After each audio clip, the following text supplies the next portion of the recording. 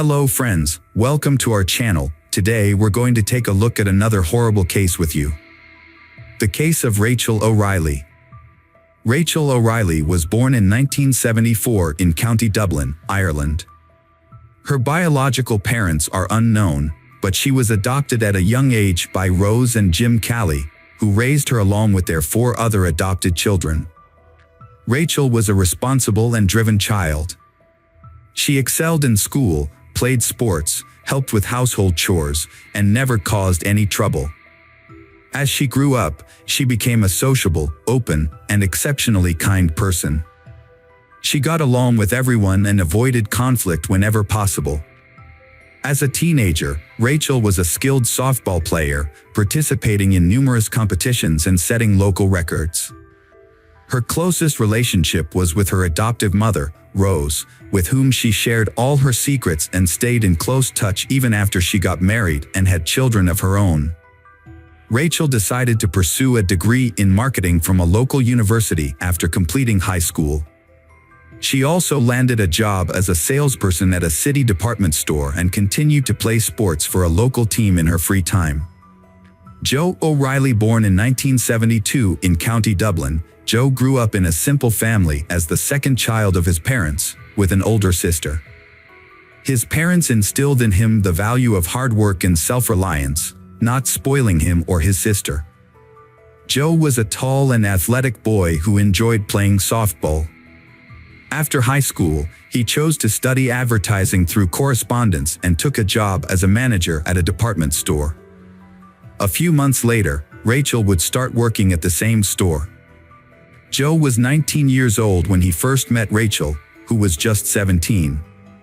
He was immediately drawn to her and introduced himself, but despite being charmed by her bright smile and blonde hair, she refused to go on a date with him.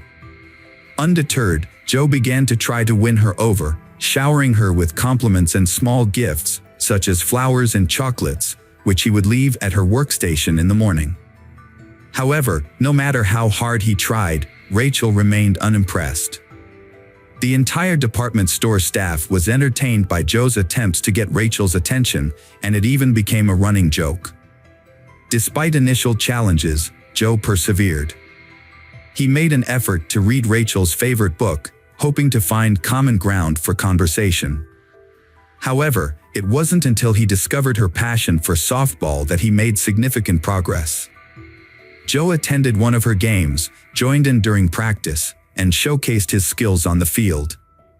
As a result, the team won, and Rachel was finally impressed by his determination and athletic abilities.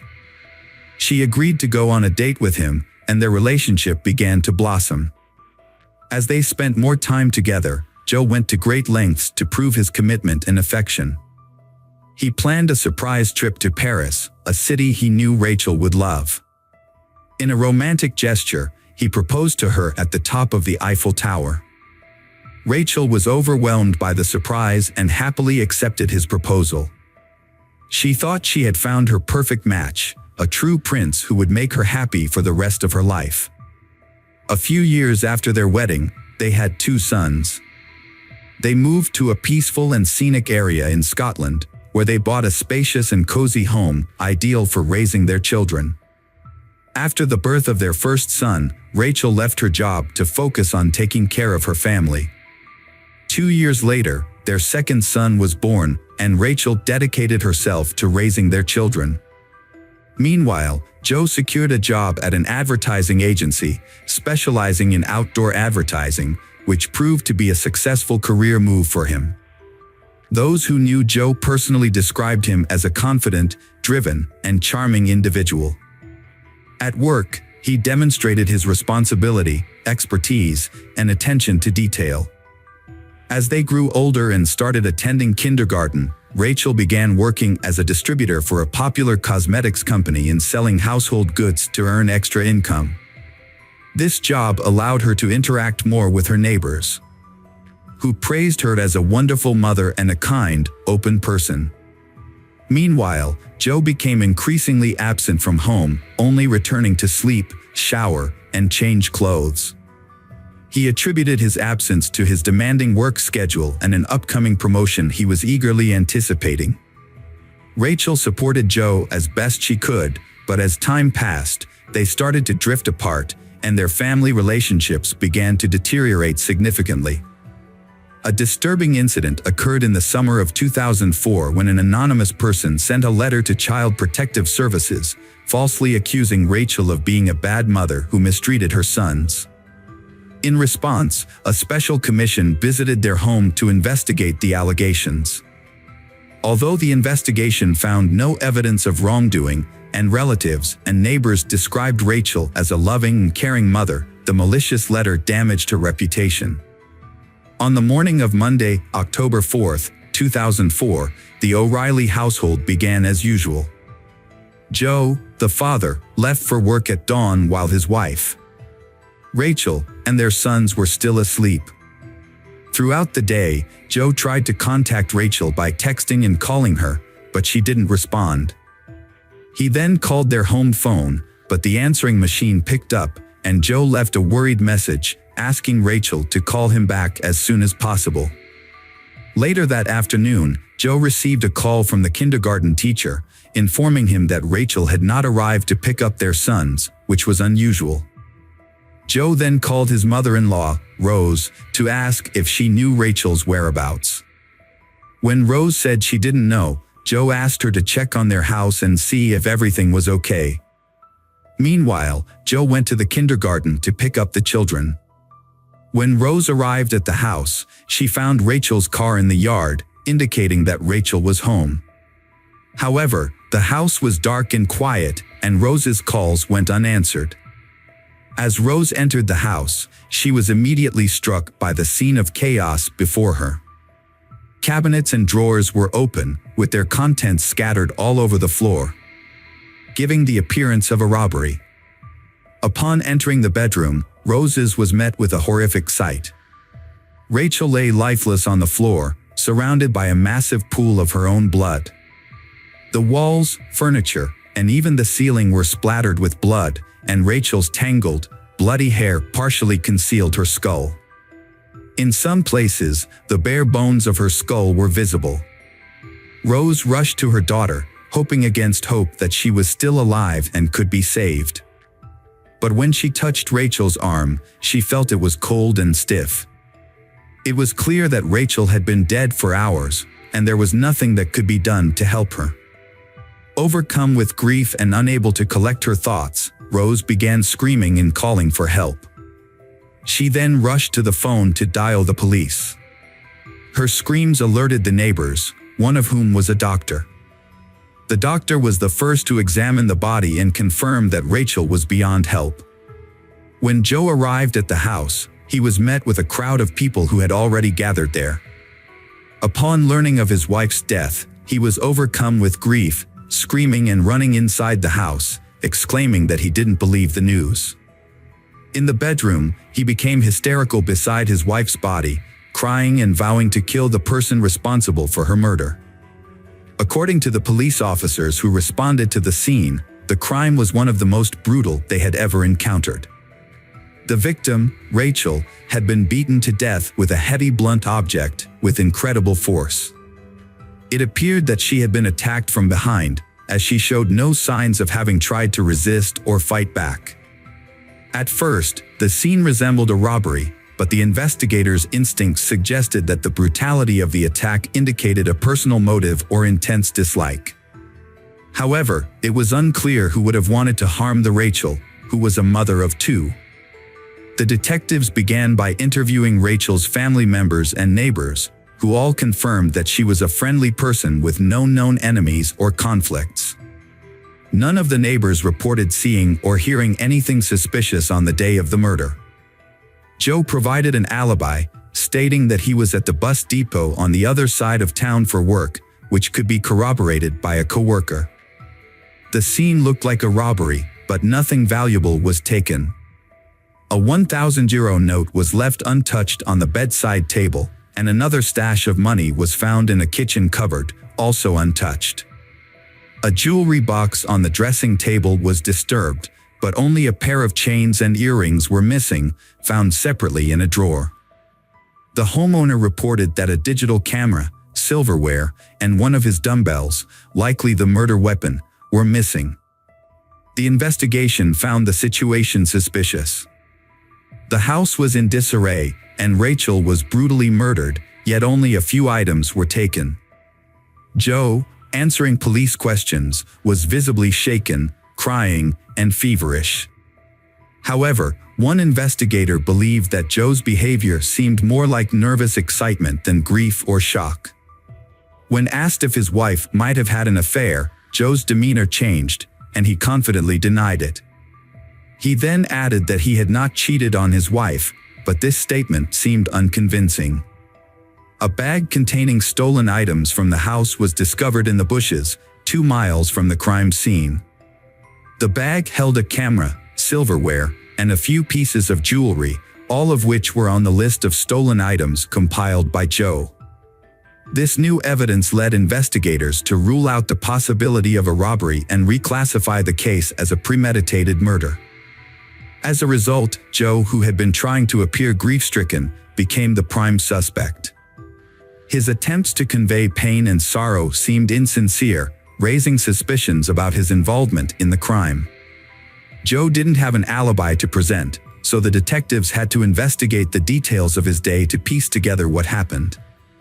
According to Joe, he started the morning by stopping at the gym, a routine he followed regularly.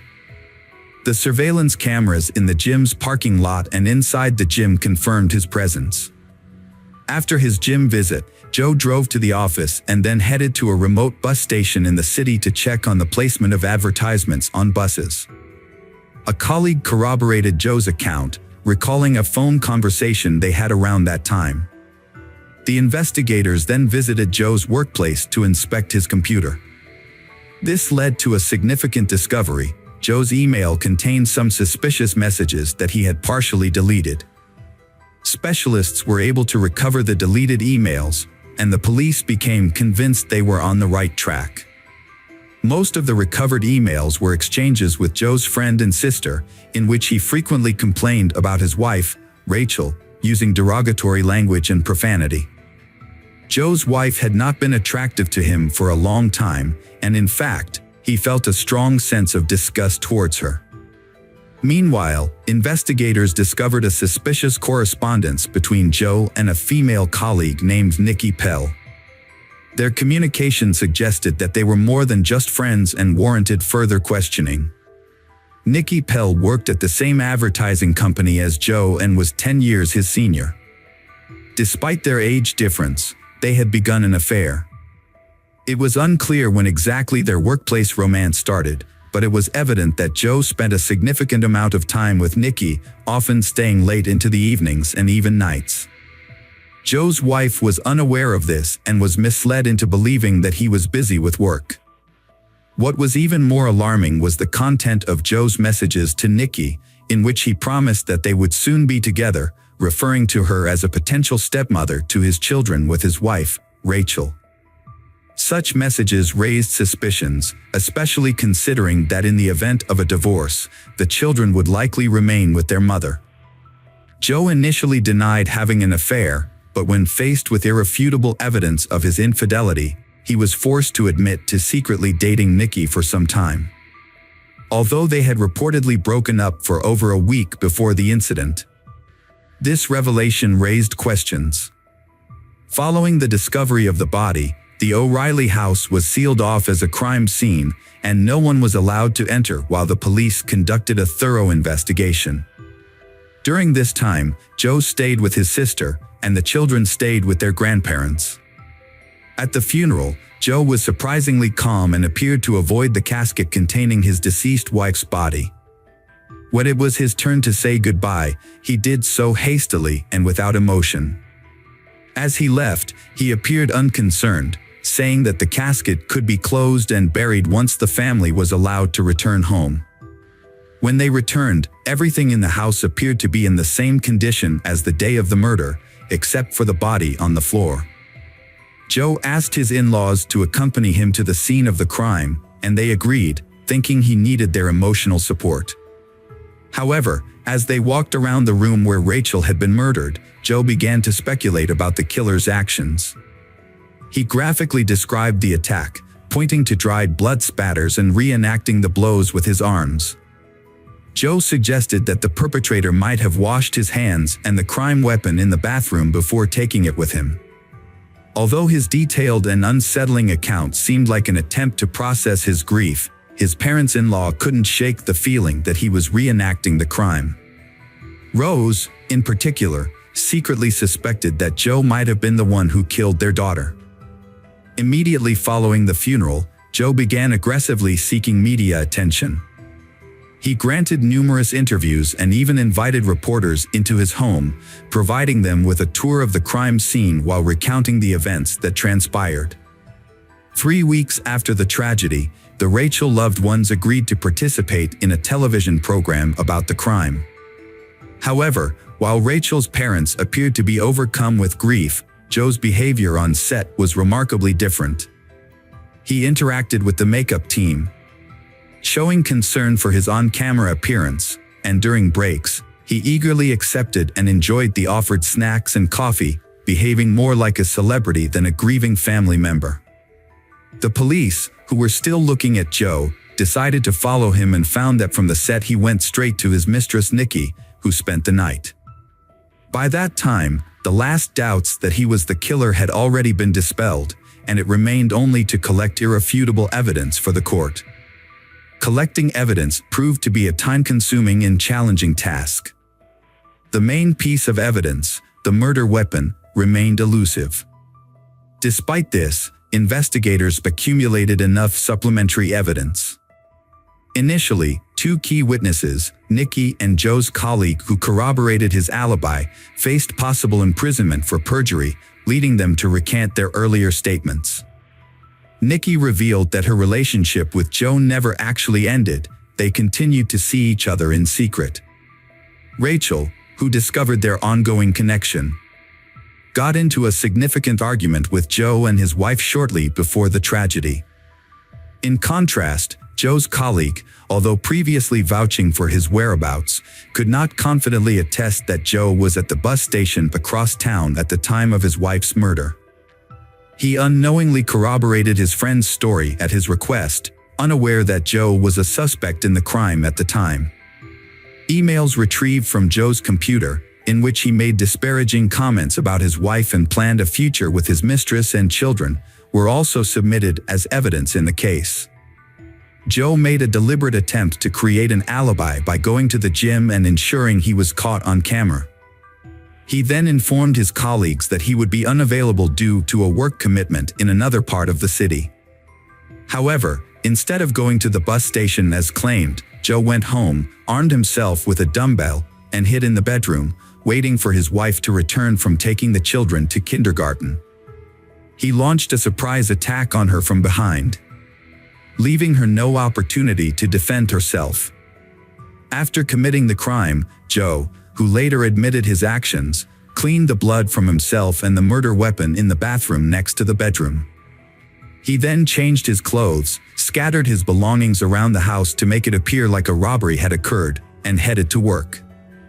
While on his way to the office, Joe got rid of the items he had taken, disposed of the bloody clothes and dumbbells, and made several attempts to cover his tracks by calling his wife's phone, sending her messages, and leaving voicemails asking her to call him back.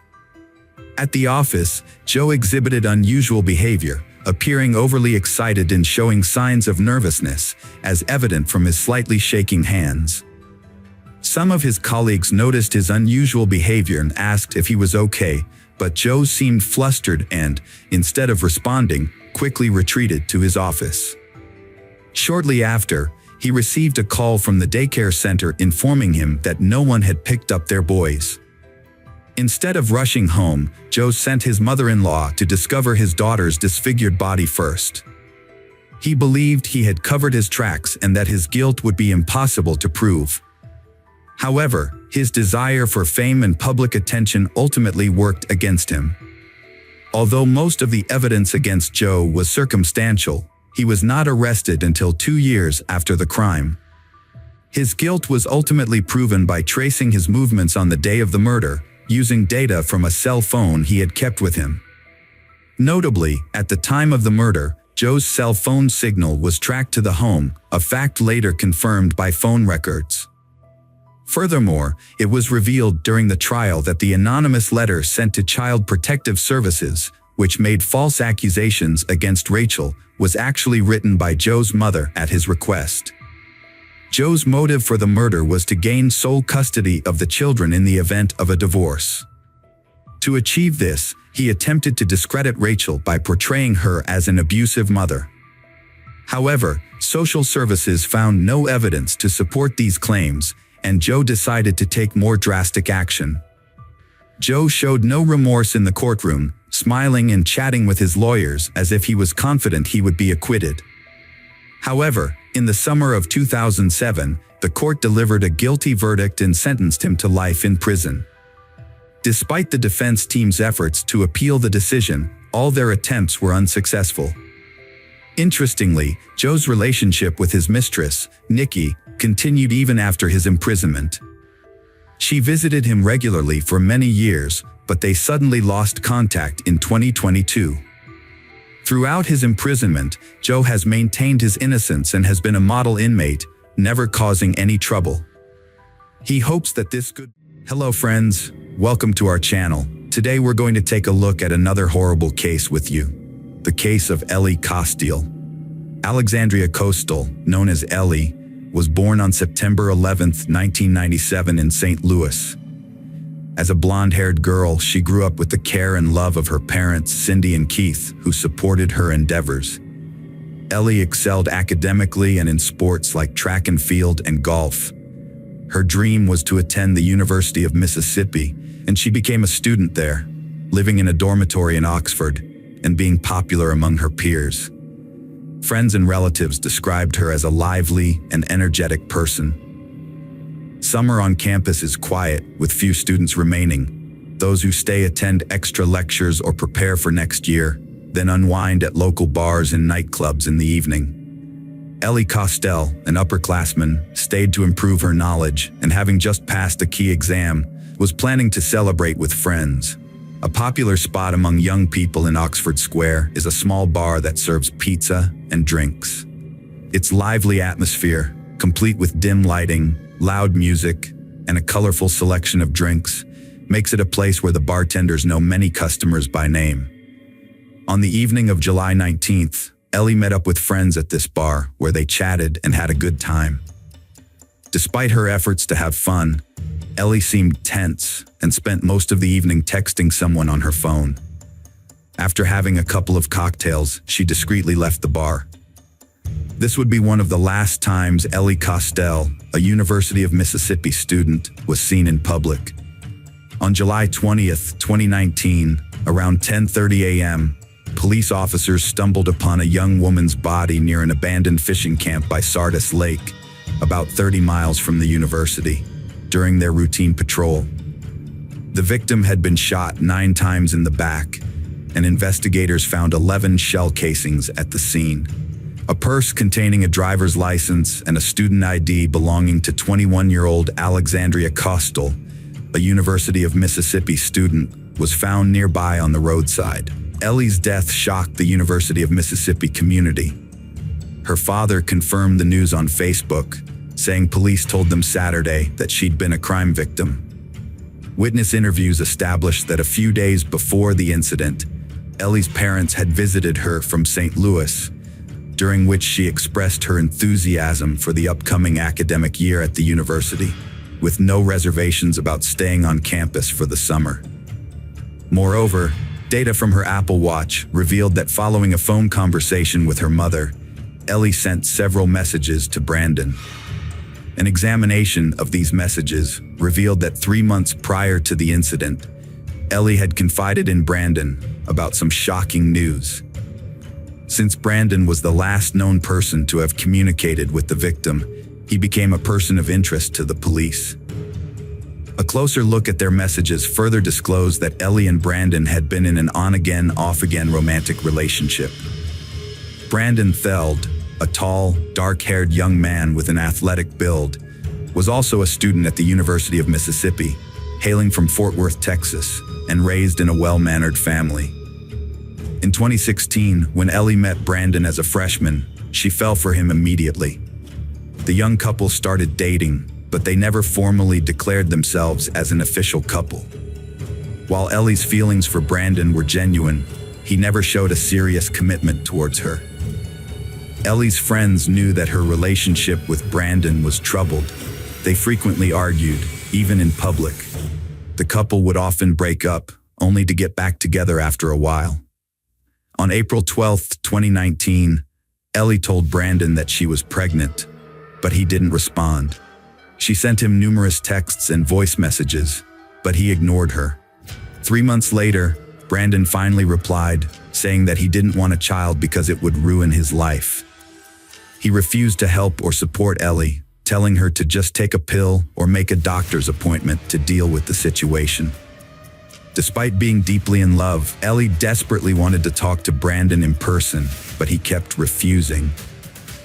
On the night of July 19th, Ellie went to a local bar with her friends at 11:52 p.m. Surveillance cameras showed her leaving the bar and taking a taxi home. About 30 minutes later, Brandon called her at 1:58 a.m. on July 20th. Ellie got into a vehicle, unaware that it would be her last ride. She headed to an abandoned fishing camp by Sardis Lake, where Brandon was waiting. The drive to the camp was supposed to take around 45 minutes. Witnesses reported hearing gunshots in that area between 2:15 and 2:30 a.m. On Sunday afternoon, investigators contacted Brandon Theld, requesting him to visit the police station to discuss Ellie Castillo. Initially, he made excuses to avoid the meeting, but eventually promised to appear on Monday at 8:30 a.m. However, when Brandon failed to show up at the police station on Monday, July 22, 2019, investigators began tracking his phone's location. The data revealed that he was heading back to his home in Fort Worth, Texas. As a result, authorities issued an alert for his pickup truck. 2 days later, Brandon was finally arrested when he stopped at a gas station in Memphis. Brandon Theld, a 22-year-old, was arrested and charged with homicide in the local area. Despite this, his lawyer and father insisted that he was innocent. As the Oxford community tried to make sense of the violent death of one of their own, the death of Ellie Castillo quickly drew national attention. Reporters from all over the country came to Oxford, eager to learn more about Ellie and the person accused of killing her. Brandon Theld maintained his innocence until the end, but the evidence was against him. A gun matching the shooting was found in his possession, along with bloody clothing. He had gone to Texas to get his father's gun, suggesting premeditation. His internet history showed searches for abortion services and ways to avoid punishment for a crime. A letter to his parents revealed his dark thoughts and feelings, where he mentioned that something in him just didn't work, and that he thought it was the end for him. Investigator Jared Bundren shared some previously known details about the shocking crime with the public. He revealed that Ellie had told Brandon she suspected she was pregnant, but Brandon didn't want her to have the baby. This led to numerous arguments between the couple, with Ellie wanting to meet in person to discuss the situation. Brandon refused to meet until the day of the incident. The police wanted to question Brandon and asked him to come to the station for questioning. However, Brandon resisted and made excuses for not being able to come in. Concerned, the police began tracking his cell phone and located him. They found that Brandon was heading to his home in Fort Worth, Texas. Authorities alerted nearby police departments, and Brandon was arrested when he stopped to refuel at a gas station in Memphis. Upon his arrest, the police found blood on him and a pistol in his truck that matched the weapon used in Ellie's murder. Despite Brandon's claims of innocence, the police charged him with the crime. Morgan acted quickly after hearing about the student's death, seeking guidance from administrators. She noted the university's past experiences with student suicides and accidents, but this was a new situation. Morgan briefly addressed Ellie's passing in class, alerted counselors, and allowed students to postpone exams if needed. She expressed sympathy, saying her heart went out to Ellie's parents and friends, stressing that parents shouldn't have to bury their children. As it turned out, Ellie Cotile, in her need for support, had told friends that she was pregnant with Brandon Thell's child. Her sisters knew she was pregnant and that she had told Brandon. A classmate said that he was very upset about it, worrying about how it would ruin his life and future. He was angry that she wouldn't have an abortion, but she said she didn't believe in that. Ellie tried to end her 17-week pregnancy using harmful methods like excessive drinking and substance use. Brandon knew but was seeing someone else. He wanted her to abortion, but she morally opposed it. He was abusive, frequently breaking up with her in anger, then returning apologetic and she'd take him back. Ellie Cotile's shocked friends and classmates struggled to cope with the news and paid tribute to their friend on social media. Her friend Anna Pascoe mentioned that it was just hard for her because when she saw Ellie's face, all she could think about was what Ellie went through, what she thought, and what she said. Anna added that it was very, very difficult. On Thursday evening in her hometown of St. Louis, a memorial service was held for Ellie Cotile at the request of the community. However, no public statements were made in Oxford about memorial events. Only black ribbons encircling the majestic white column of the women's houses, including Alpha where Ellie lived, served as a reminder of the tragedy. The young student's demise unsettled the entire state. Despite withholding key facts for investigative purposes, several news agencies conducted in-depth investigations and uncovered surveillance footage of Ellie Cotile near the location where her body was discovered early Saturday morning. The footage, captured on cameras, shows Cotile with a man at a 24-hour store in the Harmontown area. A store's owner revealed that police visited his store on Sunday to review the surveillance footage. However, he claimed that the investigators didn't explain the reason for their visit and took some evidence with them when they left. According to him, the video footage is erased every 72 hours, making it impossible to retrieve the captured footage. The business owner expressed his shock, saying, "We've never had any problems or violent incidents here. This is a small town, it's quiet, everyone knows each other. This is just madness." Lafayette County Sheriff's Office keeps investigation details quiet to ensure the perpetrator is brought to justice, says Coroner Rocky Kennedy, who explains that revealing too much now could jeopardize the case. Kennedy shrugged off intense media scrutiny, saying every case is equally important and gets the same level of attention. Michelle Miller stressed the need to recognize relationship warning signs after Ellie's death, questioning if it could have been prevented. Brandon Theld was charged and sentenced to life, with parole possible at 65, now serving at the Mississippi State Penitentiary. Brandon Theld showed remorse at his trial, apologizing to Ellie Cotile's family and his own for her death. A key piece of evidence was that Ellie was never pregnant, leaving us to wonder why she fabricated it. She seemed to believe the lie, hoping it would win Brandon's heart. Tragically, her loved ones still grieve. Hello friends, welcome to our channel. Today we're going to take a look at another horrible case with you. The case of Sean Eckerd. Donna and Samuel Eckerd, who came from a long line of family relationships, tied the knot. Between them, they had 6 grown children from previous marriages. After facing numerous challenges in their early marriages, they found comfort and solace in each other. The couple decided to settle down in San Diego, California. They rented a spacious family home and never missed attending church services on weekends. A few years after their move, Donna gave birth to a son named Stanley, and 2 years later, Sean was born. Donna dedicated her life to raising her sons and taking care of the home. As a result, Stanley and Sean grew up in a loving and nurturing environment. They both attended a reputable local school, and every weekend, the entire family would participate in church activities without fail. The Eckerd family was a tight-knit one, with the adult children regularly keeping in touch and gathering together for family holidays, despite being scattered across the continent. Sean was a sociable and lively individual, boasting a charismatic personality that effortlessly drew people to him. He was an attentive listener and had a talent for empathy, making it easy for him to form friendships. In contrast, Stanley was more introverted and cautious around new people and experiences, which made socializing a bit more challenging for him.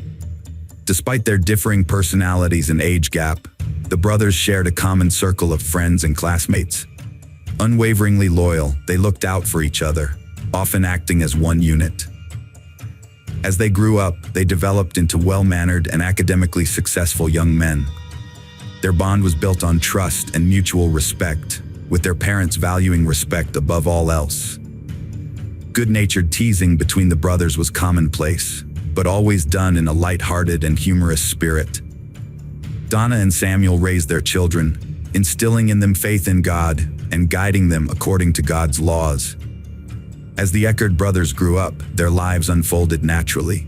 However, their interests gradually diverged, becoming starkly different. Sean, the youngest, developed a passion for music and played in a band, while Stanley, the eldest, became fascinated with martial arts. Each brother's life was filled with vivid experiences and emotions, which they would share with the family in the evenings. Every evening, when the family gathered before dinner, Sean's stories about music, friends, and upcoming plans would dominate the conversation. The family would listen intently to Sean, leaving little time for Stanley to share his own experiences. Stanley felt that he didn't have grand plans or exciting stories to share, let alone friends to brag about. As a result, he humbly listened to his brother's stories, never getting the chance to share his own. On one memorable evening, Sean shared with his family that he had met a neighbor, Mary Jane, a delicate young girl with bright brown eyes and long blonde hair. He was captivated by her and had been drawn to her house by the enchanting piano melodies drifting from her open window. Entranced, he walked into her home without knocking, but his self-assurance and charm helped him to extricate himself from the awkward situation and make a good impression on the girl he was interested in. Although Mary Jane was a few years older than Sean, they were able to maintain a friendly relationship. Sean, being the social butterfly, would often organize picnics, inviting Mary Jane to join in. They spent their time strolling, visiting parks, and taking in the views from observation decks. However, their blossoming adolescent romance was cut short by the harsh realities of the adult world. The Eckerd family received devastating news about the illness of Donna's elderly mother, Sean and Stanley's great-grandmother. In pursuit of a better life, Sean's parents tried to consider the interests of each family member, but their decision ultimately changed the course of their lives. Sean was reluctant to leave his hometown, his friends, and Mary Jane, but the decision had already been made. The Eckards left the city where their children had grown up and moved to a new state. In 2005, they settled in Donna's mother's house in Spring Hill, Florida, starting a fresh chapter. For the whole family, this move felt like a breath of fresh air, as it proved to be the right decision. Sean and Stanley's grandmother was recovering well. Initially, the move was tough on Sean, who missed his band, strolls with Mary Jane, and hangouts in his favorite city. However, Sean's optimistic nature soon took over, and he began to build a new life as vibrant as the one he had left behind.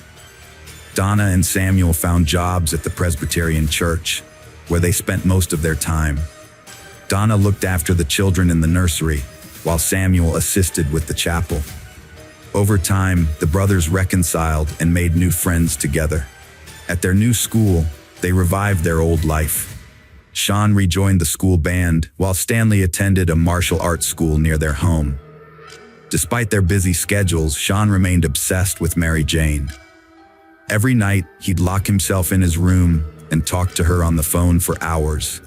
Their goodbyes always ended the same way, with Sean promising to visit her once he got his parents' permission. While Sean held on to his first love, the more reserved and modest Stanley struggled to find his place within the family. In an attempt to assert himself, Stanley made a series of poor decisions that would ultimately have devastating consequences for the entire family. In May 2006, Stanley told his parents he was quitting school to focus on martial arts and start a club. However, his extreme enthusiasm led him to associate with the wrong crowd, and he began committing petty fraud and trying illegal drugs. In 2007, his questionable connections landed him in trouble with the law, and he was arrested for stealing and charged with felony fraud. The news of Stanley's misbehavior hit his mother, Donna, hard. She had a heart attack and ended up in the hospital, but a lawyer hired by her sister-in-law helped resolve the situation. The lawyer successfully defended Stanley, highlighting the lack of concrete evidence, which led to a suspended sentence. This experience terrified Stanley, leaving him feeling guilty and withdrawn as he hoped to be understood and accepted by his family. After what happened to Stanley, Sean kept his plans private during the summer vacation. He worked as a waiter, saving money, and left a note for his mom saying he was heading to California to see Mary Jane. The 2-day bus ride seemed endless, with the scenery and time of day changing outside his window. He imagined seeing Mary Jane at the final stop, his heart full of anticipation. The bus pulled up to the final stop, and Sean couldn't wait to see Mary. Through the window, he'd caught a glimpse of her bright smile and her long hair, which she was tucking behind her ears. They shared a special connection, having spent some of the happiest days of their lives together, often reminiscing about their carefree high school days. It was during one of their strolls that Sean first confessed his love to Mary, and to his delight, she felt the same way. As they sat on a bench, Sean suddenly felt dizzy. His vision turned dark, and he lost consciousness. Sean was rushed to the hospital, where his condition rapidly deteriorated. Mary Jane quickly contacted Sean's sister, Jennifer, who flew from Florida to California to be by his side. The doctors diagnosed Sean with a tick-borne illness that can cause severe complications, including brain inflammation, in a matter of days. A long and arduous battle for Sean's life and health ensued. After over a month in a coma and 6 months of rehabilitation, the doctors finally managed to revive Sean. The road to recovery was tough, and the tick bite he'd suffered during their summer walk had turned out to be a serious injury. Jennifer took Sean back to Florida, where he began a long and difficult therapy. Mary Jane was left to wait anxiously, with phone calls being their only means of communication. The Eckard family came together in the face of a series of troubles and unexpected illnesses. Donna went to great lengths to help her son Sean recover from a serious illness, carefully monitoring his diet and exercise to ensure he made a full recovery. Meanwhile, Stanley harbored feelings of resentment and jealousy towards his brother, which only grew as time passed. After his recovery, Sean regained his strength and resumed his studies in music. In 2009, he completed his studies and began making plans to return to Mary Jane, the girl he loved, and introduce her to his parents. However, his plans were not meant to be.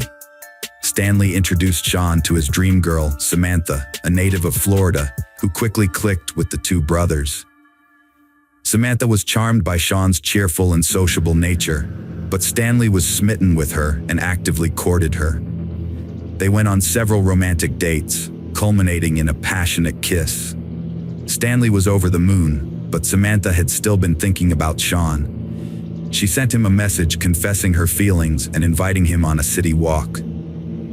Sean agreed, and they spent the evening strolling along the waterfront, talking about Stanley and Mary Jane. However, Sean didn't try to win Samantha over, as he had already given his heart to someone else.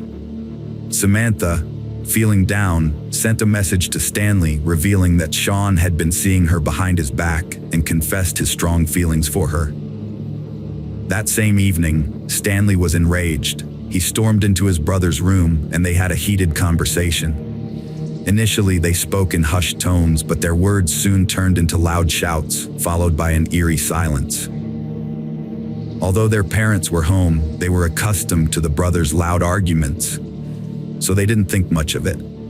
It was Mom who first realized Sean was missing. He hadn't returned her calls. Recalling the argument from the previous evening, she got Stanley's explanation that Sean had left home after their fight. 2 days into the search, the police received a chilling call. The caller was Sean's sister, Jennifer. The dispatcher who took the call only heard a woman's scream and a loud, piercing male moan in the background. After repeated requests to calm down, the dispatcher finally managed to record Jennifer's desperate plea for help. Jennifer continued to scream, begging for assistance and reporting that Stanley had killed Sean. She said Stanley was in the house, talking to their mom, while their dad was in shock over his dead son, who had been buried in the backyard since early Saturday morning. The police officers arriving at the scene of the tragedy were met with a horrifying sight in the backyard of the house. Samuel was on his knees, his hands covered in dirt, as he frantically pulled his son's body out of the ground, screaming and desperately trying to clean the dirt off Sean's body. In an instant, a quiet neighborhood with well-manicured lawns, where the two young brothers would often wave to their neighbors, was transformed into a scene of violent tragedy. The once happy family, who had raised two sons, was now left with the traumatic memory of digging in the ground only to find one son's lifeless body and watching the other son being handcuffed and taken away. Stanley Eckard was arrested on suspicion of premeditated murder. During his initial interrogation, he claimed that he had not intended to kill his brother. According to Stanley, he struck Sean on the head in a fit of anger, causing the fatal injury. After realizing Sean was dead, Stanley tied up the body and secretly buried it in the backyard to avoid disturbing his mother. Stanley's statement at the inquest seemed callous and calculating, contrary to his claim of being a loving brother. He said, "I buried him after all, that's what you do with dead people."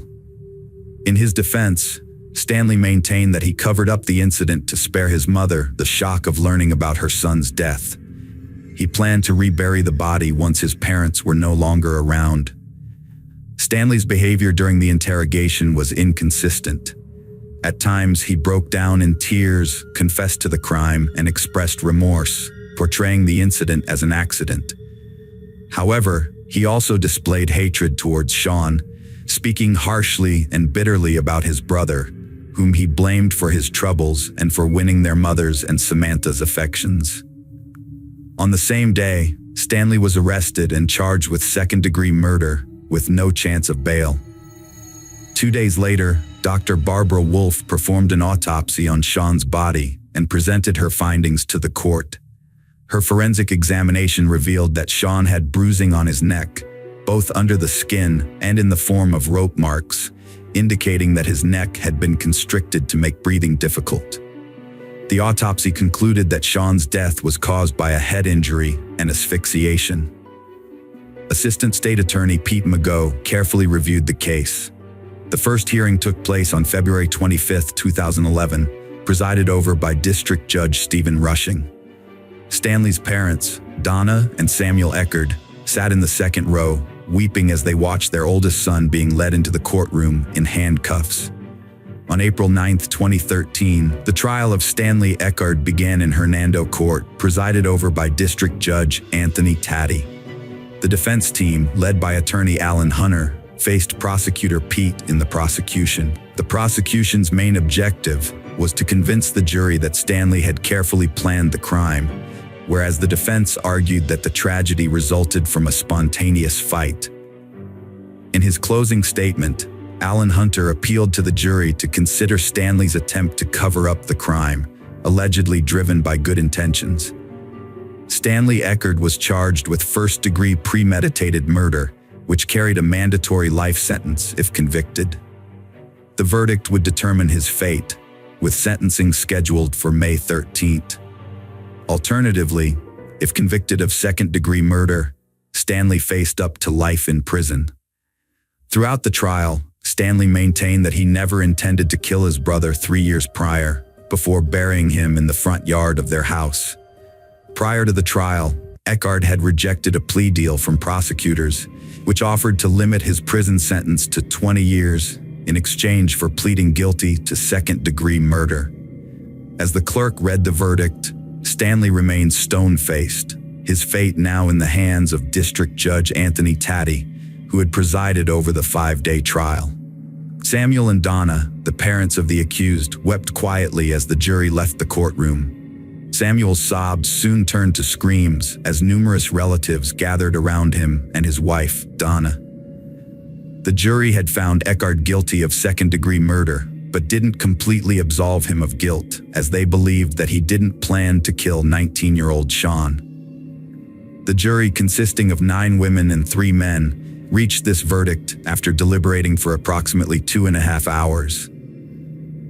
The Eckard family maintained that they believed Stanley's account of the events that unfolded in the early morning hours of June 19, 2010. They also criticized the state attorney's office for filing charges against Eckard. Later that day, Samuel Eckard praised Chief Assistant Public Defender Alan Lanter for doing an excellent job. The family, however, questioned the appropriateness of the sentence and subsequently filed an appeal to overturn the verdict, which was denied. Samuel Eckard expressed his surprise at the jury's verdict, stating that he couldn't understand how the jury reached a verdict of second-degree murder in about 2 hours. He added that despite that, their faith was not shaken. One undisputed fact that emerged during the trial was that after his brother's death, Stanley pulled his body out of Sean's bedroom window and buried it in a shallow grave in the backyard of the family's Spring Hill home. It was Samuel Eckard who discovered Sean's body 2 days later. Pete Mago showed the jury photos of Sean's body in a hole, highlighting the gruesome reality. He emphasized Stanley's inconsistent testimony, changing his story 6 times when questioned about his brother's death. Mago revealed Stanley sent fake messages from Sean's phone, pretending he was alive. After hours of questioning, Stanley finally admitted to killing Sean during a struggle, claiming he hid the body to protect their mother. Mago argued Stanley's manual infliction of injuries constitutes murder, citing testimony and statements about escalating tensions with Samantha Rowe. Stanley discussed revenge with his brother and friend, mentioning a method of killing, but this evidence was tenuous. Alan Lanter argued a crime requires intent, denied killing his brother, and cited the pathologist's testimony that Sean's death was likely caused by a combination of factors, including a head injury possibly sustained from a fall. Lanter reminded the jury of Donna Eckard's testimony about Sean's severe mood swings after his illness diagnosis. She also said his death was an accident. Lanter urged jurors to focus on the circumstances leading to Sean's death, not the disturbing photos or Stanley's decision to bury him. Stanley Eckard is not a murderer, Lanter said. The Eero parents were devastated, having lost 2 sons in one day. The brutal murder of an innocent brother is beyond comprehension. Hello friends, welcome to our channel. Today we're going to take a look at another horrible case with you, the case of Kendra Hatcher. Kendra Hatcher was born on February 3, 1980, in Springfield, Sangamon County, Illinois, to Reagan Hatcher and Bonnie Gibson Jameson Cali. Her parents divorced, and her mother later married Bruce Jimon. She had 3 sisters, Jamie Coleman Ashel Lepom, Melissa Jameson, and a brother, Neil Hatcher. Kendra grew up in Pleasant Plains, where she studied dentistry. After getting divorced in 2010, she moved to Dallas and started working at Smile Zone, a dental studio. As a devout Christian, Kendra wanted to use her dental skills to help others, providing free services to disadvantaged children at the clinic. In her spare time, Kendra was involved in various activities, including teaching Bible studies and participating in volunteer programs. These programs involved building churches abroad and providing free dental services to children in Ecuador.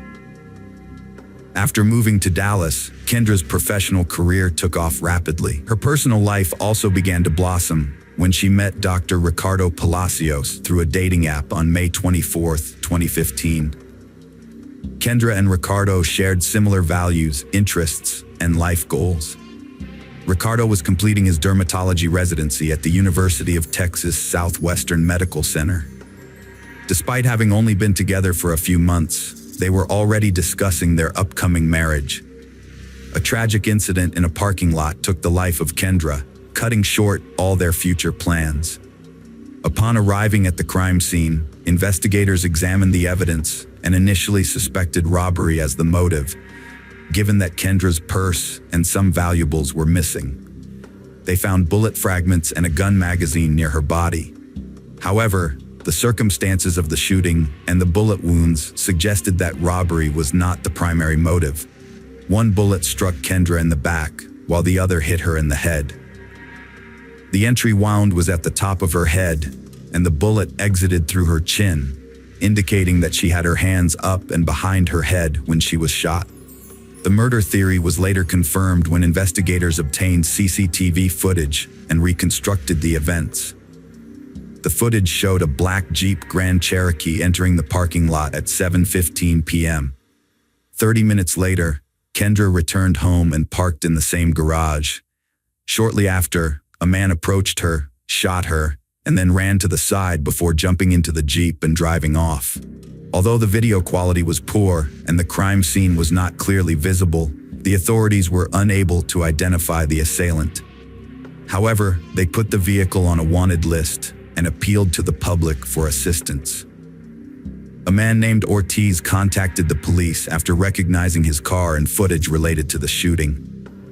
Ortiz claimed that, although the car belonged to him, he was not involved in the shooting and was not driving it at the time. He explained that, on the morning of September 2nd, he had lent his Jeep to two of his girlfriends, Brenda Delgado and Crystal Cortez, who asked to borrow it until the evening. Later that evening, Brenda called Ortiz to meet her at a restaurant where they were at the time of the crime. Meanwhile, Crystal Cortez drove the Jeep back to Ortiz's house. When Ortiz saw his Jeep on the TV news, he confronted Brenda, who initially denied that it was his Jeep, then admitted that Crystal had used it without his knowledge. Brenda tried to persuade Ortiz not to report the incident, offering to pay to have the Jeep repainted. At first, Ortiz was hesitant to get involved with the police, fearing it might jeopardize his pending U.S. citizenship. However, he eventually decided to cooperate and provided the police with the names of Brenda and Crystal. The police then tracked the movements of the Jeep on the day of the crime and located the two women. Brenda Delgado was the first to be questioned, but she claimed to have no knowledge of Kendra Hatcher and provided an alibi, stating she was at a restaurant with Ortiz at the time of the crime and produced receipts as proof. However, as the investigation continued, the truth slowly emerged, revealing the attempts by the perpetrators to conceal their involvement. Brenda Delgado came from a modest family. Her parents, Luis and Maria, immigrated to Dallas from Mexico, where her father worked in a factory. Brenda excelled academically and dreamed of attending medical school, but her parents couldn't afford the tuition. After high school, she continued to live with her parents, working as a dental assistant and at a spa, while still aspiring to a more affluent and beautiful life. Brenda balanced her dental assistant job with spa work, where she whitened her teeth. In 2012, she fell for Ricardo at a Jennifer Lopez concert. 3 months later, she moved in with him. Ricardo was smitten, meeting her parents, and Brenda gushed about her love in a Facebook birthday post. Brenda discovered she was pregnant, but Ricardo convinced her to have an abortion, leaving her devastated. After recovering from the ordeal, Brenda focused on her career and her beloved Ricky. She enrolled in Stanford that fall. Although it seemed like Brenda had moved on from the breakup, she was still hurting. Her obsession with Ricardo intensified, and when Ricky posted a photo with his new girlfriend, Kendra, a model-like beauty, Brenda was consumed by dark thoughts. Those close to her claimed she fantasized about harming Kendra. Investigators suspected Brenda had a strong motive to harm her rival. Ricardo confirmed that Brenda Delgado was his ex-girlfriend, and they had an on-again, off-again relationship from 2012 to 2015. They broke up a few months before Ricky met Kendra. Despite this, Ricardo believed he and Brenda remained friends and didn't think there was any bad blood between Brenda and Kendra. The reconstructed events revealed a disturbing picture of how manipulative and ruthless an abused woman can be. Brenda Delgado concocted a sinister plan to win back her former lover, Ricardo, and eliminate Kendra Hatcher, the woman he had moved on to. Initially, Brenda posed as Ricardo's supportive friend, pretending to take an interest in his relationship with Kendra. Unbeknownst to Ricardo, she gathered information about their future plans, which he naively believed was genuine concern. After Kendra's death, Ricardo confided in Brenda via text message, pouring out his grief. Brenda feigned sympathy, offering to help him in any way possible.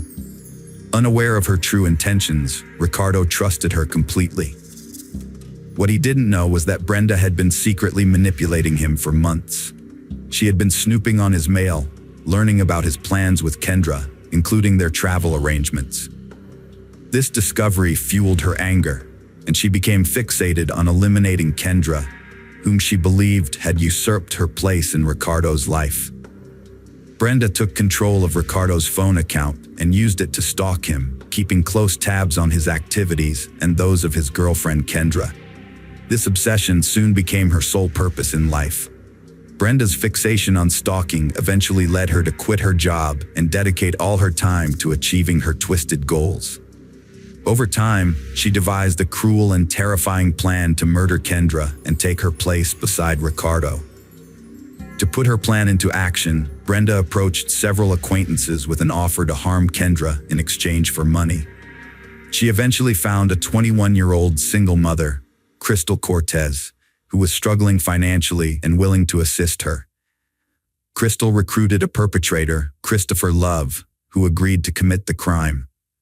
Brenda paid Crystal $500 and provided her with illegal substances, which Crystal then passed on to Christopher. Several women were tasked with following Kendra to learn her daily routines and identify the best location and time to carry out the crime. On September 2, 2015, they borrowed Jose's car. Crystal and Christopher lay in wait for Kendra in the parking lot, but lost their nerve and didn't follow her home from work due to fear of getting stuck in traffic. Later that evening, they finally carried out their sinister plan and were rewarded for their efforts. A few days after the crime, Crystal Cortez and Christopher Love were arrested. They both denied any involvement in the crime and claimed they were not at the scene. However, when the police found the murder weapon in the car, Love's story fell apart. Meanwhile, Crystal's alibi was inconsistent and confusing. At first, she claimed she was driving in the parking lot because an armed carjacker had taken over her SUV and forced her there. She even falsely stated that her young son was with her, but surveillance cameras showed no evidence of a child.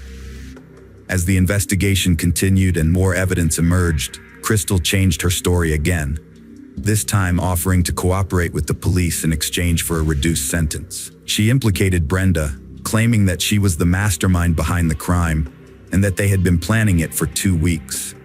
According to Crystal, Brenda's obsession with winning back her ex-boyfriend, Ricardo, drove her to despise Kendra, whom she believed had taken her place. Brenda had pretended to be happy for Ricardo, but her life was actually unraveling. According to Crystal, Brenda decided to get rid of Kendra Hatcher at this point. In Crystal's testimony, she detailed how Brenda devised a plan to kill Kendra, enlisting her support. Brenda and Crystal started formulating a plan to kill Kendra, meeting several times and developing multiple plans.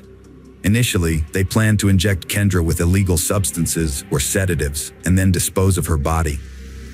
However, to avoid suspicion, Brenda needed a reliable enforcer and began looking for one. They drove around rough neighborhoods, asking people if they could help, which led them to Christopher Love, who agreed to help and participated in deciding the method of the crime. The three of them decided that shooting Kendra would be the quickest way to kill her. Crystal cooperated with authorities, revealing September 2nd wasn't a random choice. Brenda knew Kendra and Ricardo were going to Mexico, so they decided to kill Kendra before their trip. They wanted it to look like a botched robbery. Brenda and Crystal tracked Kendra's movements for days, noting her activities minute by minute. They traced her route home and entered the apartment complex's parking garage on September 1st, 2015, to set up the crime. Brenda and Crystal made a final check on the day of the crime. They picked up the Jeep and Christopher, dropping Brenda at the library to establish an alibi. Crystal and Christopher waited near Kendra's apartment, then followed her, losing her in traffic. They waited at her house, and when she arrived, Christopher shot her. Crystal claimed she didn't see it but heard the shot. She drove Christopher home, picked up her son, and returned the Jeep to Jose. Brenda's plan had finally come to fruition. She had eliminated her rival, and all she had to do was wait for a message from her beloved Ricardo. Brenda was thrilled to have committed the perfect crime. However, Crystal's subsequent confession and testimony against Brenda left no doubt about her guilt, and a warrant for her arrest was promptly issued. When the police arrived with the warrant, Brenda was no longer at home, having fled to Mexico using her dual citizenship. Brenda's involvement in a contract killing came to light after she fled, and on April 6, 2016, she was placed on the FBI's wanted list. With a $100,000 reward offered for information about her, she became the 9th woman to ever be listed among the most wanted fugitives, and the only woman on the list at the time. However, her freedom was short-lived, as she was apprehended just 2 days later in Torreon, Coahuila, by Mexican authorities, who extradited her to the United States on October 6, but only on the condition that she would not face the death penalty. Brenda was charged with capital murder in the U.S. At her 2017 Texas trial, relatives of Kendra and Ricardo spoke out. Witnesses testified, confirming Brenda's intentions and obsession with her ex. Her cousin Moses revealed Brenda's depression and her attempt to hire him to hurt Kendra. Brenda was obsessed with Ricardo, said friend Jennifer Escobar. Brenda read Ricardo's emails, tracked his movements, and had his house key and bank access. She asked Jennifer to kill or disable Kendra Hatcher, offering $2,000, a car, and drugs. Jennifer refused after consulting her parents. In court, multiple people who knew Brenda testified about her obsession, and it was established that Brenda had a motive to want Kendra dead. She viewed Kendra as an obstacle to getting what she wanted, specifically reuniting with Ricky. In the months leading up to Kendra's death, Brenda's obsession grew increasingly intense, as corroborated by evidence presented in court. This evidence included an ATM withdrawal receipt for $500, which Brenda later gave to Crystal as payment for her role, as well as a $600 cash payment received by Christopher Love. Furthermore, cell phone records revealed that Brenda, Crystal, and Christopher were together before the crime, with over 99 calls exchanged between Brenda and Crystal between August 22nd and September 4th, demonstrating their frequent communication to discuss the plan to kill Kendra Hatcher. Despite an alibi and receipts showing she was at a restaurant, the jury quickly found her guilty of Kendra Hatcher's murder. Delgado was sentenced to life without parole. Crystal Cortez, who cooperated with the investigation and pleaded guilty, received a 35-year prison sentence with parole eligibility. The Hatcher family expressed satisfaction with the court's decision and quietly left the courtroom following the verdict. On the other hand, the Delgado family, who knew Brenda as a loving daughter and woman with strong Christian values, refused to believe she was involved until the end. Friends, welcome to our channel. Today we're going to take a look at another horrible case with you. The case of Borden family. Michael and Catherine met in school, bonding over homework and walks. They became inseparable friends, sharing secrets and learning from each other. Their friendship blossomed into romance, and Michael eventually asked Catherine on a date, declaring his love. They got married in a beautiful ceremony, vowing to love each other through life's ups and downs. After 10 years, the Borden family moved to Lititz, Pennsylvania, a peaceful town founded by the Moravian Church in 1756. The town's faithful residents, including Amish families, sought refuge from modern chaos, living simply and avoiding modern tech. The devout Bordens chose Lititz for its ideal setting to raise children, surrounded by calm and serenity. Michael was an active member of the local church community, where he taught Sunday school lessons. His wife Catherine managed the household and supported him in his community work. While he focused on spiritual growth, Michael also worked as a manager at a printing company to provide for their everyday needs. Over time, they had 5 children, 3 boys and 2 girls. Large families like theirs were common in Letitz, where parents hoped to protect their children from the outside world's hardships and dangers. Regular church attendance, youth groups, and homeschooling were a big part of family life. Interactions between families were mostly limited to religious gatherings and celebrations. Michael and his wife built a peaceful home life, raising their kids in faith and discipline. When their eldest sons left for university, the 3 younger kids continued homeschooling, pleasing their parents. Neighbors and friends praised the kind, responsive, and interesting kids: Kara, Caitlin, and Daniel. Kara, the eldest daughter, challenged traditional values in her teens. Despite her dad's disapproval, she joined the soccer team, snuck out to discos, and did forbidden things. Her dad was troubled, and talks often ended in arguments and her running away. Kara sought romantic relationships and showed interest in boys. In 2005, David, 18, and Kara, 14, connected at a homeschooling support group.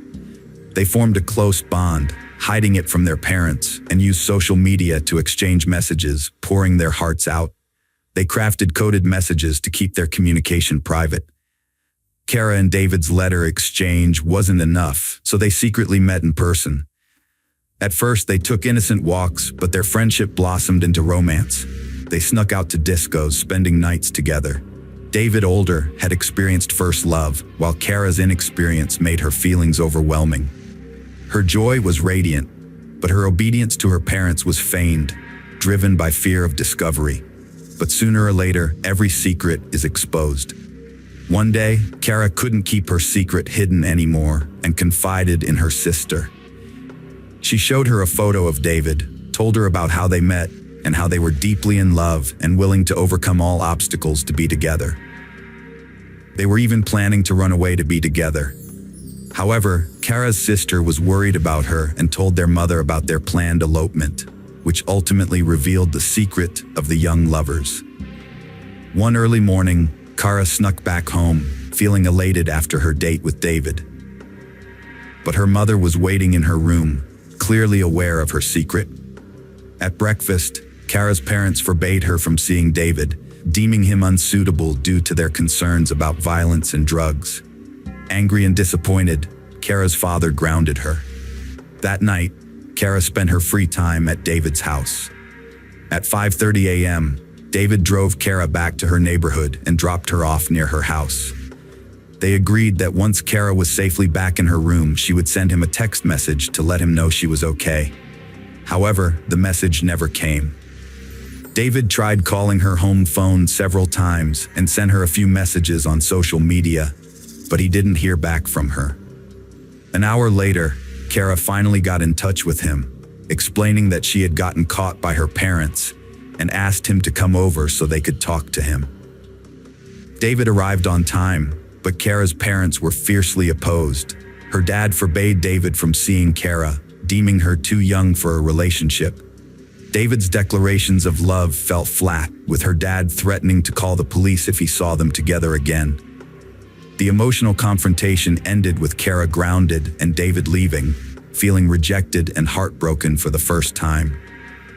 The lovers' separation was agonizing. They devised a plan to deceive everyone by pretending to break up while secretly continuing their affair.